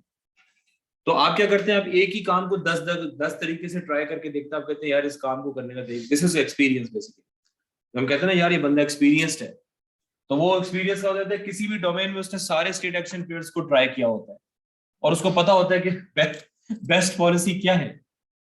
That's what the manager is, right? He can tell you कि अब करना क्या है। डेवलपर आएगा, वो कहेगा जी ये हो गया, वो हो गया, ये नहीं हो रहा, पीसी नहीं चल रहा, जीपीयू नहीं कॉन्फ़िगर हो रहा है। मैनेजर आपको बताएगा कि भाई ये कर लो, ये कर लो, ये कर लो। तो ये बिल्कुल वही ह्यूमन माइंडसेट की मैपिंग है, ठीक है। तो बहरहाल अब थोड़ा सा आगे चलते हैं। सो इस solve the problem of variance. अब हमने कहा भी एमसीएमसी यूज कर लो और वो डिस्काउंटेड रिवॉर्ड की इक्वेशन डाल लो, that makes it more complicated. तो मैंने यहाँ पे जीटी डाल दिया। तो अब वो मतलब instead of having a single reward, अब मैं रिवॉर्ड की मैंने भी कॉम्प्लिकेशन कर दी to cater for the variance in the reward.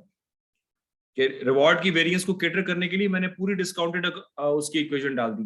जो मैंने आपको एग्जांपल दी है,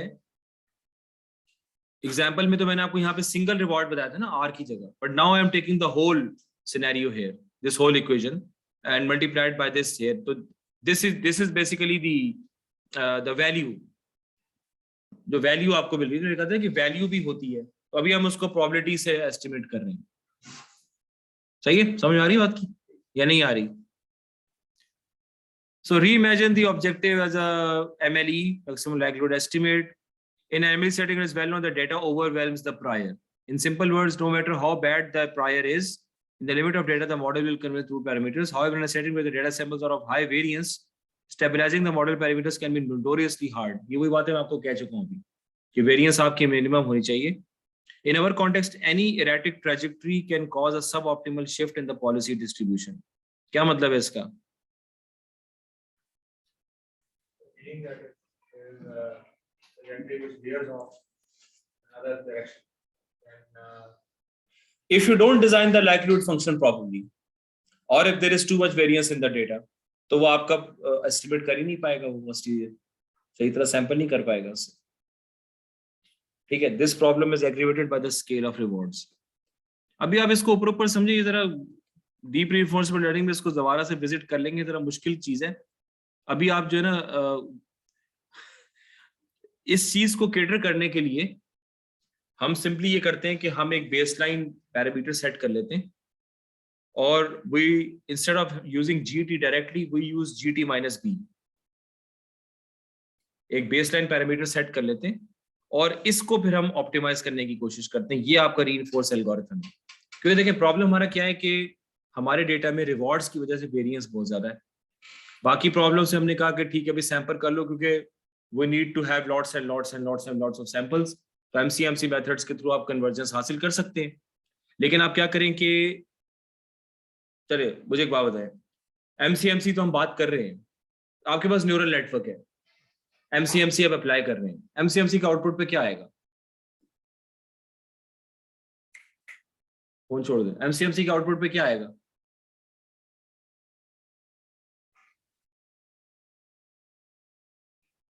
उनको प्रोजेक्ट सर पे आ रहा है भाई। एमसीएमसी का आउटपुट क्या होता है?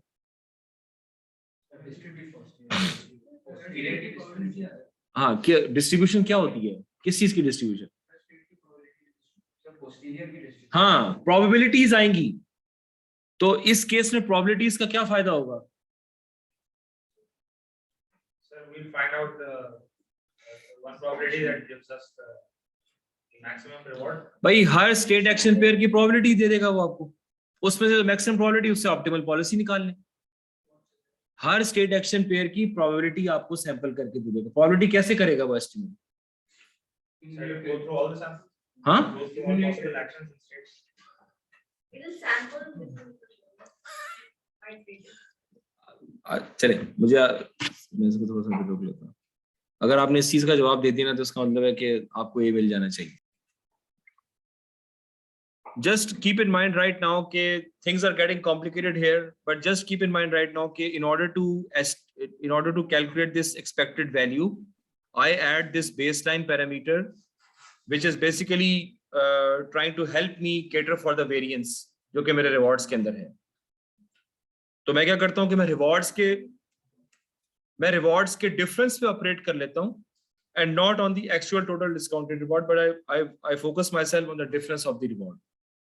ठीक है, तो ये एक डिफरेंस टर्म बीच में आ जाती है, तो इसका आप अभी इतना वो ना फिक्र करें। यहाँ पे उन्होंने बस ये शो किया हुआ है कि ये -b टर्म ऐड करने से मेरे ग्रेडियंट पे कोई फर्क नहीं पड़ेगा, क्योंकि I am changing the cost function, right. तो I want to be sure कि मैं चेंज तो कर रहा हूँ, लेकिन जो ओरिजिनल मेरा ग्रेडियंट कंप्यूट होगा उस that should not be changed. तो ये चीज ये गारंटी हो जाती है कि -b ऐड करने से आपके ग्रेडियंट पे कोई फर्क नहीं पड़ेगा। Using a baseline in both theory and practice reduces the variance. सही है, बेसलाइन का मतलब वो b जो है, reduce the variance while keeping the gradient still unbiased. A good baseline would be to use the state value current state. So ये अब वो कह रहे हैं कि बेसलाइन की जगह आप क्या चीज डालेंगे, वो ये हो सकता है expected value of g given a state S. तो ये अब उन्होंने एक नई चीज बीच में निकाल दी है। अब हमारे दो प्रॉब्लम्स हो गए, एक तो हमने थीटा तो एस्टिमेट करना ही करना है, दूसरा ये कि हमने आइडियल बेसलाइन भी डिटरमिन करना है कि आइडियल बेसलाइन कौन सा हो सकता है। So this is complicating things more and more. बहरहाल finding out good baseline is a challenge itself and computing it another. Instead, let us make it approximate by using this term omega. तो अब इसको हम actor critic scenario कहते हैं। Actor is the agent and critic is the baseline. तो we call this the actor critic scenario. कि baseline basically मुझे ये बता रहा है कि आपकी मैपिंग, आइडियल मैपिंग कौन सी लर्न होनी चाहिए। जो वेरिएंस है रिवॉर्ड्स की, वो बेसलाइन की सिलेक्शन के थ्रू न्यूट्रलाइज हो सकती है, and you will be able to sample in a good way from the posterior. That is the basic essence of it. ठीक है, this time we have to compute gradients of both the actor and the critic. उसकी वजह ये है कि हमारा जो क्या कहते हैं the baseline method has to be determined itself. अब ये भी उन्होंने जो वैल्यू ऑफ अ स्टेट निकाली है, value of a state is B. तो वैल्यू ऑफ द स्टेट भी मुझे अब जो है ना वो सैम्पलिंग के थ्रू मालूम करनी पड़ेगी, क्योंकि this is again expected value. MCMC sampling के थ्रू मुझे दो काम करने पड़ेंगे। एक तो बेसलाइन पहले डिटरमिन करो, फिर ऊपर से पूरा जो पॉलिसी है वो डिटरमिन करो। तो I have to go for two things now. ठीक है, सो बस अभी इसको फिलहाल आई थिंक इतना ही याद रखें। अभी we don't have the time to go into the details. तो this is the one step bootstrap return. Bootstrap का क्या मतलब होता है? हाँ, bootstrap is the sampling. Bootstrap means कि वो सैंपल करना, जो हम सैंपल एक्वायर करना चाह रहे हैं। तो उस केस में जो सैंपल है वो GT is equivalent to almost RT plus 1 plus gamma V omega ST plus 1। इसका क्या मतलब है? उन्होंने बेसलाइन डिटरमिन करने के लिए they created a new expectation which is the value of that equation G given a particular state। ये expectation पहले तो हमारे पास नहीं थी। हम तो कह रहे हैं कि A given S, A given S, A given S, that is all we're doing, but now they created a new expectation and that becomes my value of a state। इन्होंने एक वैल्यू ऑफ द स्टेट का एक नया concept, नया variable introduce किया है जो कि मेरा बेसलाइन बन जाएगा। जो स्टेट में नहीं वेट्स देखें, अभी हम कॉस्ट फंक्शन पे इस वक्त जो है ना वो कंफ्यूज हो रहे हैं बहुत ज्यादा ना। कॉस्ट, अभी हम बात ही सिर्फ कॉस्ट फंक्शन की कर रहे हैं। ये अभी हम कॉस्ट फंक्शन कंप्यूट करेंगे, फिर कहीं बैक प्रोपगेशन होगी, तो हम कॉस्ट फंक्शन के अंदर वो सारी चीजें लेके आना चाहते हैं जिसके थ्रू मेरी जो मैपिंग है वो वेरिएंस की वजह से डिस्टर्ब ना हो, या सैम्पलिंग आप कह लीजिए से डिस्टर्ब ना हो। सही है, वो चीज अभी जो है ना वो उसको अवॉइड करने के लिए हमने ये क्रिएट किया है। आप बस इतना याद रखें कि रीइंफोर्स एल्गोरिथम के अंदर जो जो मैपिंग है, रीइंफोर्समेंट लर्निंग पैराडाइम की मैपिंग न्यूरल नेटवर्क के ऊपर, you should be able to answer questions about that, कि वो मैपिंग किस तरीके से हो रही है, उस मैपिंग में क्या हो रहा है। अच्छा, वेरिएंस को कैटर करने के लिए आप क्या करते हैं जी, बेसलाइन इंट्रोड्यूस करते हैं। बेसलाइन क्या होता है, you should be able to answer these basic questions. मैं आपसे बहुत कॉम्प्लिकेटेड सवाल नहीं पूछूंगा इस बारे में, लेकिन जो कॉन्सेप्ट है ना वो आप लोगों को पता होना चाहिए कि जो कॉस्ट फंक्शन की फॉर्मेट क्या है, एक्सपेक्टेड टोटल डिस्काउंट रेट। अच्छा, इसका क्या जी क्या होता है, ये क्या होता है, इसमें क्या क्या चीजें हो रही हैं, वो सही है। तो इसकी मजीद डिटेल जो लोग वो ले रहे हैं, डीप लर्निंग ले रहे हैं, आपको उसमें मजीद पता चल जाएगा इंशाल्लाह कल। और जो लोग नहीं ले रहे वो फिर वीडियो देख लीजिएगा, आपको जरा उसमें जरा, क्योंकि ये जरा मामला डीप रिइंफोर्समेंट लर्निंग की तरफ जा रहा है, तो we are digressing too much, this is a complicated algorithm. ठीक है, बस ये उम्मीद है खत्म होने वाला है। सो इट बिकम्स इफेक्टिवली, अब आप देख लें कि यही इक्वेशन थी कॉस्ट की, अब वो ये रह जाती है, दिस इज दिस। अब ये basically v omega eight t+1 minus v omega eight t। तो अब हमारा प्रॉब्लम क्या बन गया कि the expected value of the cost function ये है कि भाई अभी तुम्हें क्या रिवॉर्ड मिलेगा, प्लस क्या कहते हैं,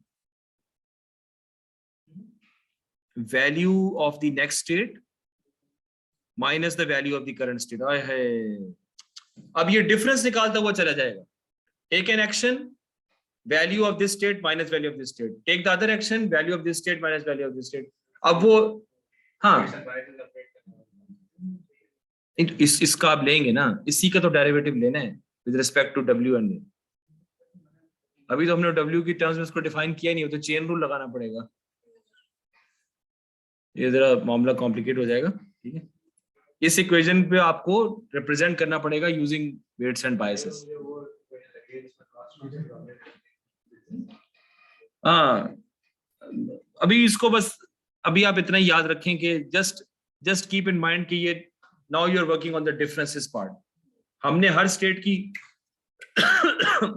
हमने वैल्यू डिफाइन कर दी है, और अब हम डिफरेंस ऑफ वैल्यूज के ऊपर टोटल डिस्काउंटेड फ्यूचर रिवॉर्ड निकालेंगे, और वैल्यू हम कैलकुलेट कर लेंगे, किसी ना किसी तरीके से कैलकुलेट कर लेंगे। ठीक है, बाकी कल इंशाल्लाह ताला मजीद आपको पता चलेगा, जब मुझे भी आई will be more clear on this. ये आपका क्रिटिकल ऑब्जेक्टिव है, ये वही इक्वेशन है बेसिकली। आपने देखें, अब आपने कॉस्ट फंक्शन की जो है ना वो सब चीजें आप पाए भी खत्म कर दिया होगा। अब आपने just now it becomes pretty logical to understand कि take an action according to policy, reward मिला, जिस स्टेट में आप गए उसकी value minus the value of this state, और उन सबको आप यानी मल्टीप्लाई ऐड करते चले जाओ, और that's what you have to optimize. ये ओरिजिनल था। डिटरमिनिस्टिक एक्शंस कौन से हैं जो कि आपकी उसकी वैल्यू को ऑप्टिमाइज कर देंगे। अब this v omega could be the q, ये तो क्यू लर्निंग का है ना, कि अगर आपने एक स्टेट के अंदर सारे स्टेट एक्शन पर इवैल्यूएट कर लिए तो उसमें से बेस्ट वही होगा जिसकी क्यू वैल्यू सबसे ज्यादा है। ठीक है, तो ये उस तरह की चीज है कि जस्ट रिमेंबर नाउ कि based on this critic objective I will be able to achieve this, कि मैक्सिमम वैल्यू जो है वो किस उसकी है। और फिर डिटरमिनिस्टिक पॉलिसी ग्रेडियंट ऑब्जेक्टिव, इसी से फिर आप पॉलिसी ग्रेडियंट का ऑब्जेक्टिव निकालते हैं, और इन द एंड जो है ना वो आप, ये आपका पॉलिसी ग्रेडियंट है जो कि एक्चुअली कंप्यूट होता है। This is the policy gradient जो कि आपका कंप्यूटर, आप देख रहे हैं कि उसके अंदर क्या है, क्यू की वैल्यू आ गई है।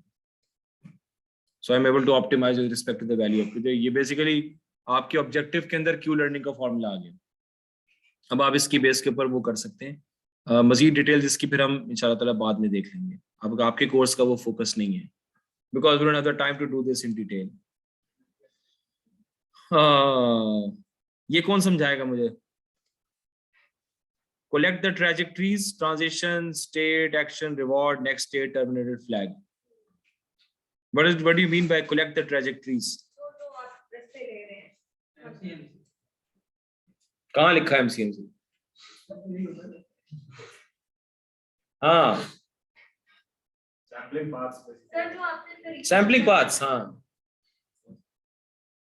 फिर क्या है? सबसे पहले आप तमाम पॉसिबल ट्रांजिशंस को एक पॉपुलेशन उसकी बना लें कि हाँ, ये बात इनकी सही थी कि स्टेट से, स्टार्टिंग स्टेट से गोल तक सारे पॉसिबल ट्रांजिशंस आप देख लें। और ये why is this important? Because you defined SAR, लेकिन आपने ग्राफ तो नहीं दिया ना, आपने तो सिर्फ बता दी ये स्टेट है, उस स्टेट में ये एक्शन हो सकता है, ये उसका रिवॉर्ड है। अब आपने, this is basically the creation of the whole state action pair graph. ये जो मैंने यहाँ बनाया हुआ है ना, ये पूरा का पूरा ये उसको वो सारी ट्रैवर्स करके देख रहा है कि पॉसिबिलिटीज क्या क्या है, वो उसने एज अ पॉपुलेशन स्टोर कर लिया। अब असल काम शुरू होता है। ये कितनी दफा करेंगे? हजारों दफा करेंगे, because you need to ensure के given an action selected according to a uniform distribution, I am able to treat all the paths. So this is complete exploration.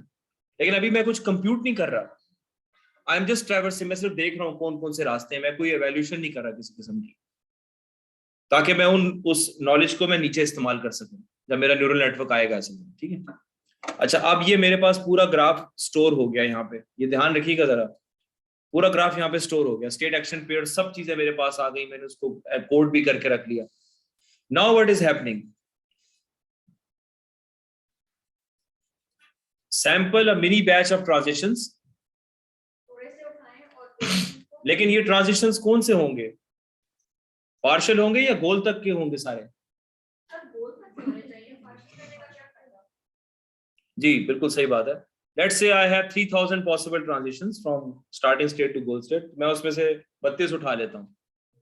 आगे क्या हो गया? फिर उसके बाद आप उनकी बेसिस पे पॉलिसी ग्रेडियंट बनाते हैं और फिर उसके बाद जो है पॉलिसी ग्रेडियंट आपने कंप्यूट किया उन पर्टिकुलर ट्रांजैक्शंस का, and then you update the weights and biases. तो इसमें MCMC कहाँ है? हाँ, है सर। इसमें MCMC कहाँ है?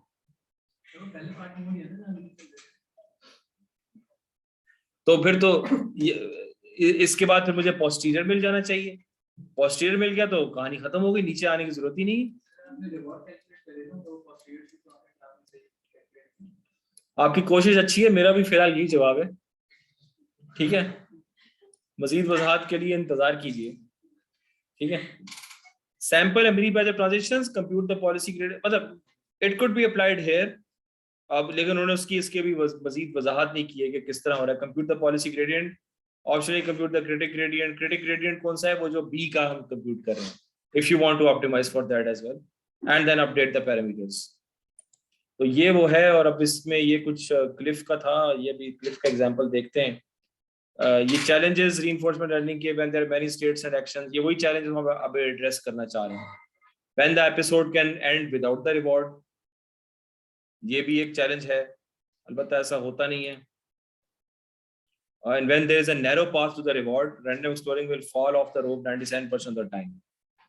तो जब आपके पास एक पतला सा पाथ है, अब आप उस पे यूनिफॉर्म डिस्ट्रीब्यूशन से रैंडम एक्सप्लोर करना शुरू कर दें तो फिर तो गए। ठीक है ना, फिर तो आप गए। और एक्चुअली मामला कॉम्प्लिकेटेड इस वजह से है कि देखें, आपको शायद अभी भी बात की समझ में नहीं आई है। वो ग्राफ है, हो गया कि एक स्टेट के अंदर जब मैं गोल तक जाता हूं कैलकुलेशन में, तो मैं एक एक्शन की बेस पे जाता हूं जो मैंने रैंडमली सिलेक्ट किया है, राइट? मैंने रैंडमली सिलेक्ट किया, आगे तुम अपनी पॉलिसी के तहत मुझे बता दो कि क्या तरकीब है। लेकिन अब जब मैं यहां पर आता हूं, now I can again randomly select, तो फिर एक दूसरा पाथ आ जाएगा, फिर अब मैं कहता हूँ कि इस पे चलो यहाँ पे जाते हैं, अब एक तीसरा पाथ आ जाएगा। तो ये चीजें ऐसी हैं कि इसमें आपको MCMC की जरूरत है, because there are so many possible sampling path जो कि हो सकते हैं। तो एक्सपीरियंस की बेस पे भी कर सकते हैं और MCMC के थ्रू भी कर सकते हैं। तो ये जो फिलहाल काम है ना पॉलिसी ग्रेडियंट का, इसको भी फिलहाल टेकअप करने की जरूरत है, because I don't see any real MCMC application in that particular algorithm. तो इसको थोड़ा सा कल इंशाल्लाह ताला इसका कंफर्म होगा। ये तो समझ में आ गई ना, handcraft intermediate objective that achieve the reward, ये हमने एग्जैक्टली यही काम किया है अभी। हमने इंटरमीडिएट ऑब्जेक्टिव्स को हैंडक्राफ्ट किया यूजिंग द बेस लाइन और वो सब चीजें, encourage the right type of exploration, ताकि हम वेरिएंस से मार ना खा जाएं। ठीक है, तो ये जो हमने काम किया ना, it is going to lead this guy to the treasure chest through this. जो हमने ये बेसलाइन का सारा रीइंफोर्स एल्गोरिथम देखा ना न्यूरल नेटवर्क के थ्रू इट, वो बेसिकली इस पाथ को डिस्कवर करेगा। अगर आप ट्रेडिशनल एल्गोरिथम पे जाते हैं तो उसके लिए बहुत ज्यादा इटरेशन चाहिए होंगी इससे पहले कि आप इस पे कन्वर्ज कर सके कि ये पतला सा पाथ है। So basically, sir, हजारों लाखों इटरेशंस के बाद उसको समझ में आएगी। baselines are sort of constraints or requirements that you have. हाँ, बेस कंस्ट्रेंट हम इसलिए कह रहे हैं कि हमने सब्ट्रैक्शन कर दिया। मैं आपको क्या बताया था कि when I transit from one state to another state, in the evaluation of that action, I am also subtracting the value of that state minus this state के actual मुझे benefit कितना हो रहा है। तो ये extra term add करने की वजह से I am able to converge on the optimal policy faster. That is the thing. और इस किस्म के केसेस में वो ज्यादा अच्छे तरीके से लर्न कर जाएगा। सही है। Requires custom human work, वो तो आप human work का क्या है, baseline method क्या रखेंगे आप। ठीक है, risk of learning to gain the rewards. So do an retrain on previous explorations, maintain samples of this SS dash RS dash। ये तो मुश्किल काम है, ये क्या कर रहे हैं यार। So let's see, हाँ, what is happening here, कौन बताएगा मुझे। हाँ, it's stuck basically, it can't find its way out, it's stuck on a suboptimal policy। ठीक है, ये हो सकता है जब आप ऐसी गेम डिजाइन कर रहे हो तो it can be stuck on a, हाँ, it's not able to explore that much, exploration नहीं है ना, इस तरह की कहानी है। अच्छा, यहाँ पे क्या हो रहा है, do an exploration, मैं पहले उस स्टेट पर गया, I'm just exploring here and then finally I reach there, so through a long method, replay it a bunch of times, replay a different exploration,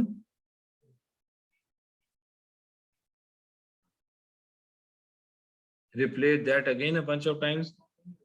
Useful, it is cheaper to use some RAM by CPU than to run more simulations.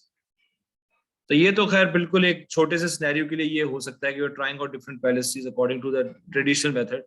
It is hard to get to reward, so you want to leverage as much as possible when it happens. अच्छा, ये gym था, ये तो खैर वो आपको ये बता दिया था, ये जिम किस तरह से वो करेगा, कार्ड पोल वगैरह। Same some problems with Q learning, state space is continuous, मैंने आपको बताया था कि कंटिन्यूअस हो तो बहुत मुसीबत पड़ जाती है, क्योंकि there are thousands of possible states, three states has other identities,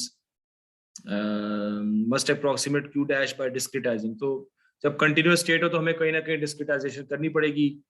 treat the states, no knowledge of how the states relate, requires many iterations to fill in Q dash. ये मुसीबत पड़ जाती है जब आपके पास कंटिन्यूअस स्पेस हो। Converging can be difficult with randomized transition and rewards again. So policy gradients, learn a value function. Now this is the value जो कि हमने कहा था ना, v value v1 minus v0, v2 minus v1, v3 minus v2। जब भी आप एक एक्शन लेंगे तो आप उसकी क्या करेंगे, उसकी वैल्यू लेंगे कि मेरे एक्शन की वैल्यू क्या है। तो तुम जिस स्टेट में जा रहे हो उसकी वैल्यू क्या है, मैं करंट स्टेट में उसकी वैल्यू का, तो मुझे पता चलेगा मुझे बेनिफिट कितना हुआ है। तो ये वैल्यू किस तरह निकालते हैं, ये वैल्यू वो बेसलाइन से निकालेंगे हम। वैल्यू फंक्शन आप क्या बनाते हैं वो आपकी अपनी मर्जी है, वैल्यू का आपको अपना इक्वेशन बनाना पड़ेगा। समझ में आई बात की। हमने बेसिकली वैल्यू का कॉन्सेप्ट हम लेकर आए हैं बीच में, ताकि जो है ना वो क्या हो जाए, हम ज्यादा अच्छे तरीके से एक पाथ को इवैल्यूएट कर सके और कंटिन्यूअस स्टेट स्पेसेस का मुसीबत जो है ना वो हमारा हल हो। Take the action that has the highest estimated value, learn the policy directly. So pi s is the probability distribution over s, performance time, choose action according to the distribution. क्या मतलब है इसका, है अब आपको समझ में आएगी। ये क्या हो रहा है आप बताएं।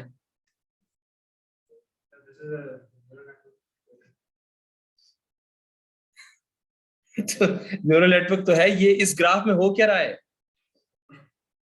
probability of moving up for a given configuration of a game, I am using a neural network to understand कि what is the probability of इसकी मैपिंग सीख रहा हूँ. क्या फायदा होगा इस मैपिंग सीखने का?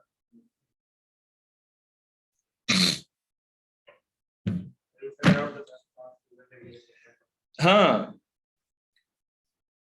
एक इंट्यूटिव सवाल है कि मैं random, if I am using the uniform distribution right to select the actions randomly, मैं यहाँ पे एक्शन ले रहा, मैंने एक एक्शन लिया तो प्रोबेबिलिटी ऑफ मूविंग अप मुझे बता रहा है.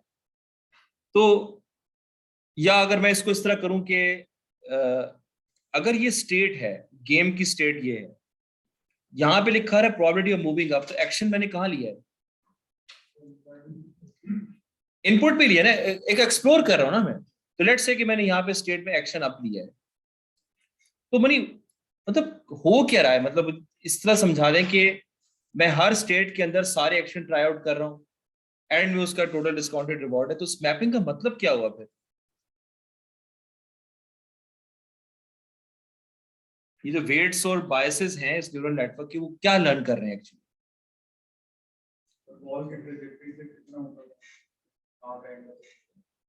देखें, एक स्टेट में मैंने एक्शन लिया, मैंने न्यूरल नेटवर्क को दे दिया भाई ये लो आप, एंड पे क्या आएगा आउटपुट पे?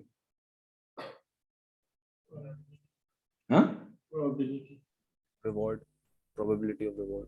हाँ प्रोबेबिलिटी तो आएगी, लेकिन उसको हम क्या भाई, एक स्टेट में एक एक्शन लेने का क्या निकाल रहे हैं हम लोग? Reinforcement learning, total discounted future reward जो भी था, जिसके लिए हमने सारी अभी 1 घंटे में चीजें समझी हैं, जिसमें हमने बेसलाइन डाला. मसला ये था कि जब मैं उसको कॉस्ट फंक्शन बना देता हूं तो उसको डेरिवेटिव निकालना उसका इतना आसान काम नहीं, क्योंकि एक्सपेक्टेशन उसके अंदर आ रही है. एक्सपेक्टेशन आ रही कि नहीं आ रही? एक्सपेक्टेड वैल्यू है ना. तो उसके लिए हमने क्या क्या शॉर्टकट्स किए? एमसीएमसी की बात की और हमने बेसलाइन डाला बीच में, डिफरेंस बिटवीन एक value of the state create की और हर ट्रांजिशन के ऊपर 2 वैल्यूज को आपस में सब्ट्रैक्ट किया, वो मैंने कॉस्ट फंक्शन का हिस्सा बना दिया. अब मेरा सवाल ये है कि न्यूरल नेटवर्क सीख क्या रहा है actually?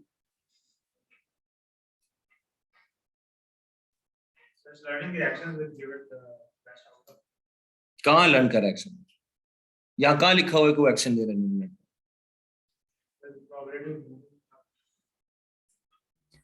Sir neural network reward से अपनी गलती सीखेगा. गलती अगर गलत करेगा तो उसको कम रिवॉर्ड मिलेगा, और अगर कोई सही करेगा तो. हाँ, ट्राई अच्छा किया आपने. अगर मैं एक स्टेट में एक एक्शन लेता हूं तो न्यूरल नेटवर्क ये सीख रहा है कि उसमें मुझे डिस्काउंटेड रिवॉर्ड कितना मिलना चाहिए. इसका क्या फायदा है?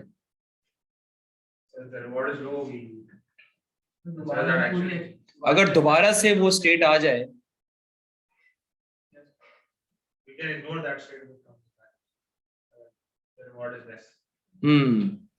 Mistake if the reward is less. लेकिन मसला क्या है कि वो जो रिवॉर्ड है वो तो मैं खुद कंप्यूट कर रहा हूँ. आखिर में जो रिवॉर्ड है, एक्सपेक्टेड वैल्यू तो मैं खुद कंप्यूट कर रहा हूँ.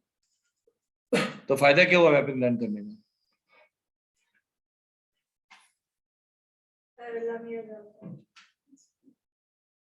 वो तो सब कुछ जानते हैं ना. अलीम का मतलब यही होता है, सबसे ज्यादा इल्म वाला. इसका याद रखिएगा इस बात को. इसमें ये है भाई कि अगर स्टेट एक्शन पेयर्स इन्यूमरेबल हैं, that is one of the problems हम डिस्कस करें. इसकी हम मैनुअल पॉलिसी नहीं बना सकते. अगर स्टेट एक्शन पेयर्स इन्यूमरेबल हैं, हमें जनरलाइज करना पड़ेगा. तो जनरलाइजेशन करने के लिए हमें न्यूरल नेटवर्क चाहिए. अच्छा, अगर मैं इस न्यूरल नेटवर्क को, अगर मैं टेस्ट कैसे करूंगा इस न्यूरल नेटवर्क को, आप ये बताएं.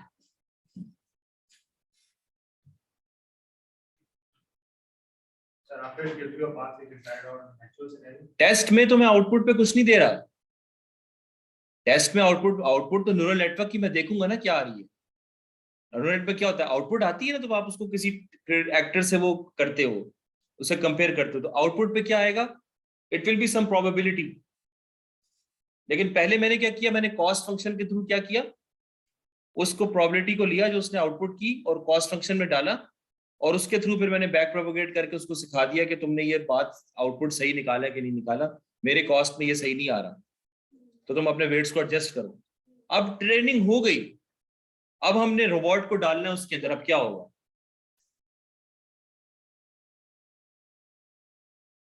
क्या हमें न्यूरल नेटवर्क की जरूरत है? बहुत सारा स्टेट से तो क्या होगा? न्यूरल नेटवर्क ने हमें ये बता दिया है कि एक स्टेट एक्शन पेयर के लिए रिवॉर्ड मैक्सिमाइज कब हो सकता है, वो हम मैन्युअली भी चेक कर सकते हैं। वो पॉलिसी हम उठाएं और रोबोट के अंदर डाल दें और जान छुड़ाएं। न्यूरल नेटवर्क की दोबारा जरूरत नहीं है। हाँ, न्यूरल नेटवर्क की उसको जरूरत हो सकती है जब कोई ऐसी स्टेट आ जाए जो मेरी ट्रेनिंग में नहीं आई,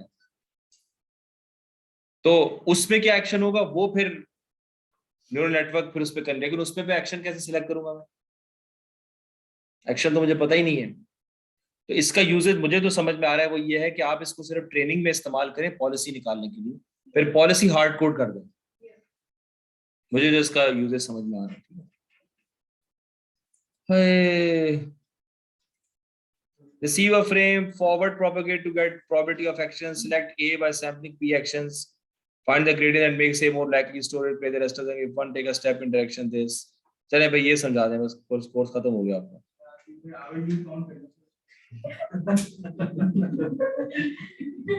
So ये तो कह रहा है कि every single time we get a path, we have to test it. हाँ, ये वैसे बात उन्होंने अच्छी की है। Forward propagate to get probability of actions.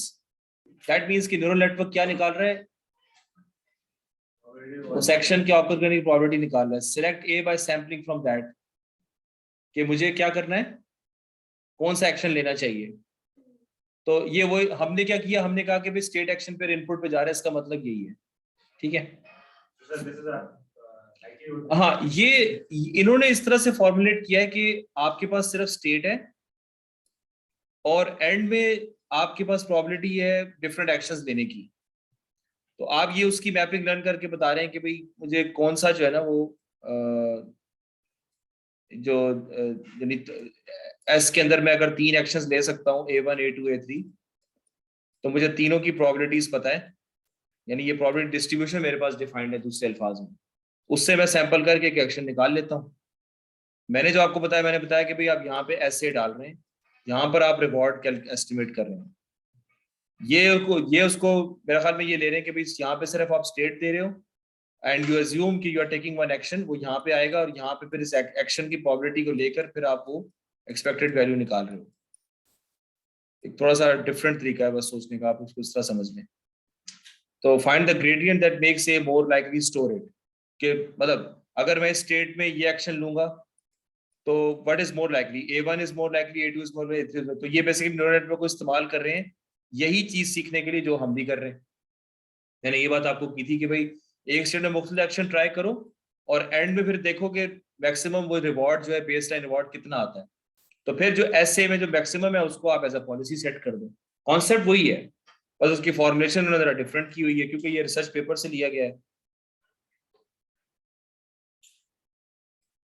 तो ये फिर अब इसको फिर हम अभी इसको तफसील अभी देखने का टाइम नहीं, वो टाइम मुझे 2-3 और चीजें भी डिस्कस करनी है। तो when the episode can end without the reward, when there is a narrow path to reward, when there are many states and actions, तो ये तो हम कर चुके हैं। Policy gradients, probability distribution over a s. तो बेसिकली आखिरी बात ये है कि हम we have to estimate this probability density, इसीलिए हम पोस्टीरियर की बात करें। लेकिन पोस्टीरियर की सैम्पलिंग कैसे होगी वो यहाँ पे इतना क्लियर नहीं हो रहा है, इसको थोड़ा सा मजीद डिगअप करने की जरूरत है। And that is the end of that. ठीक है।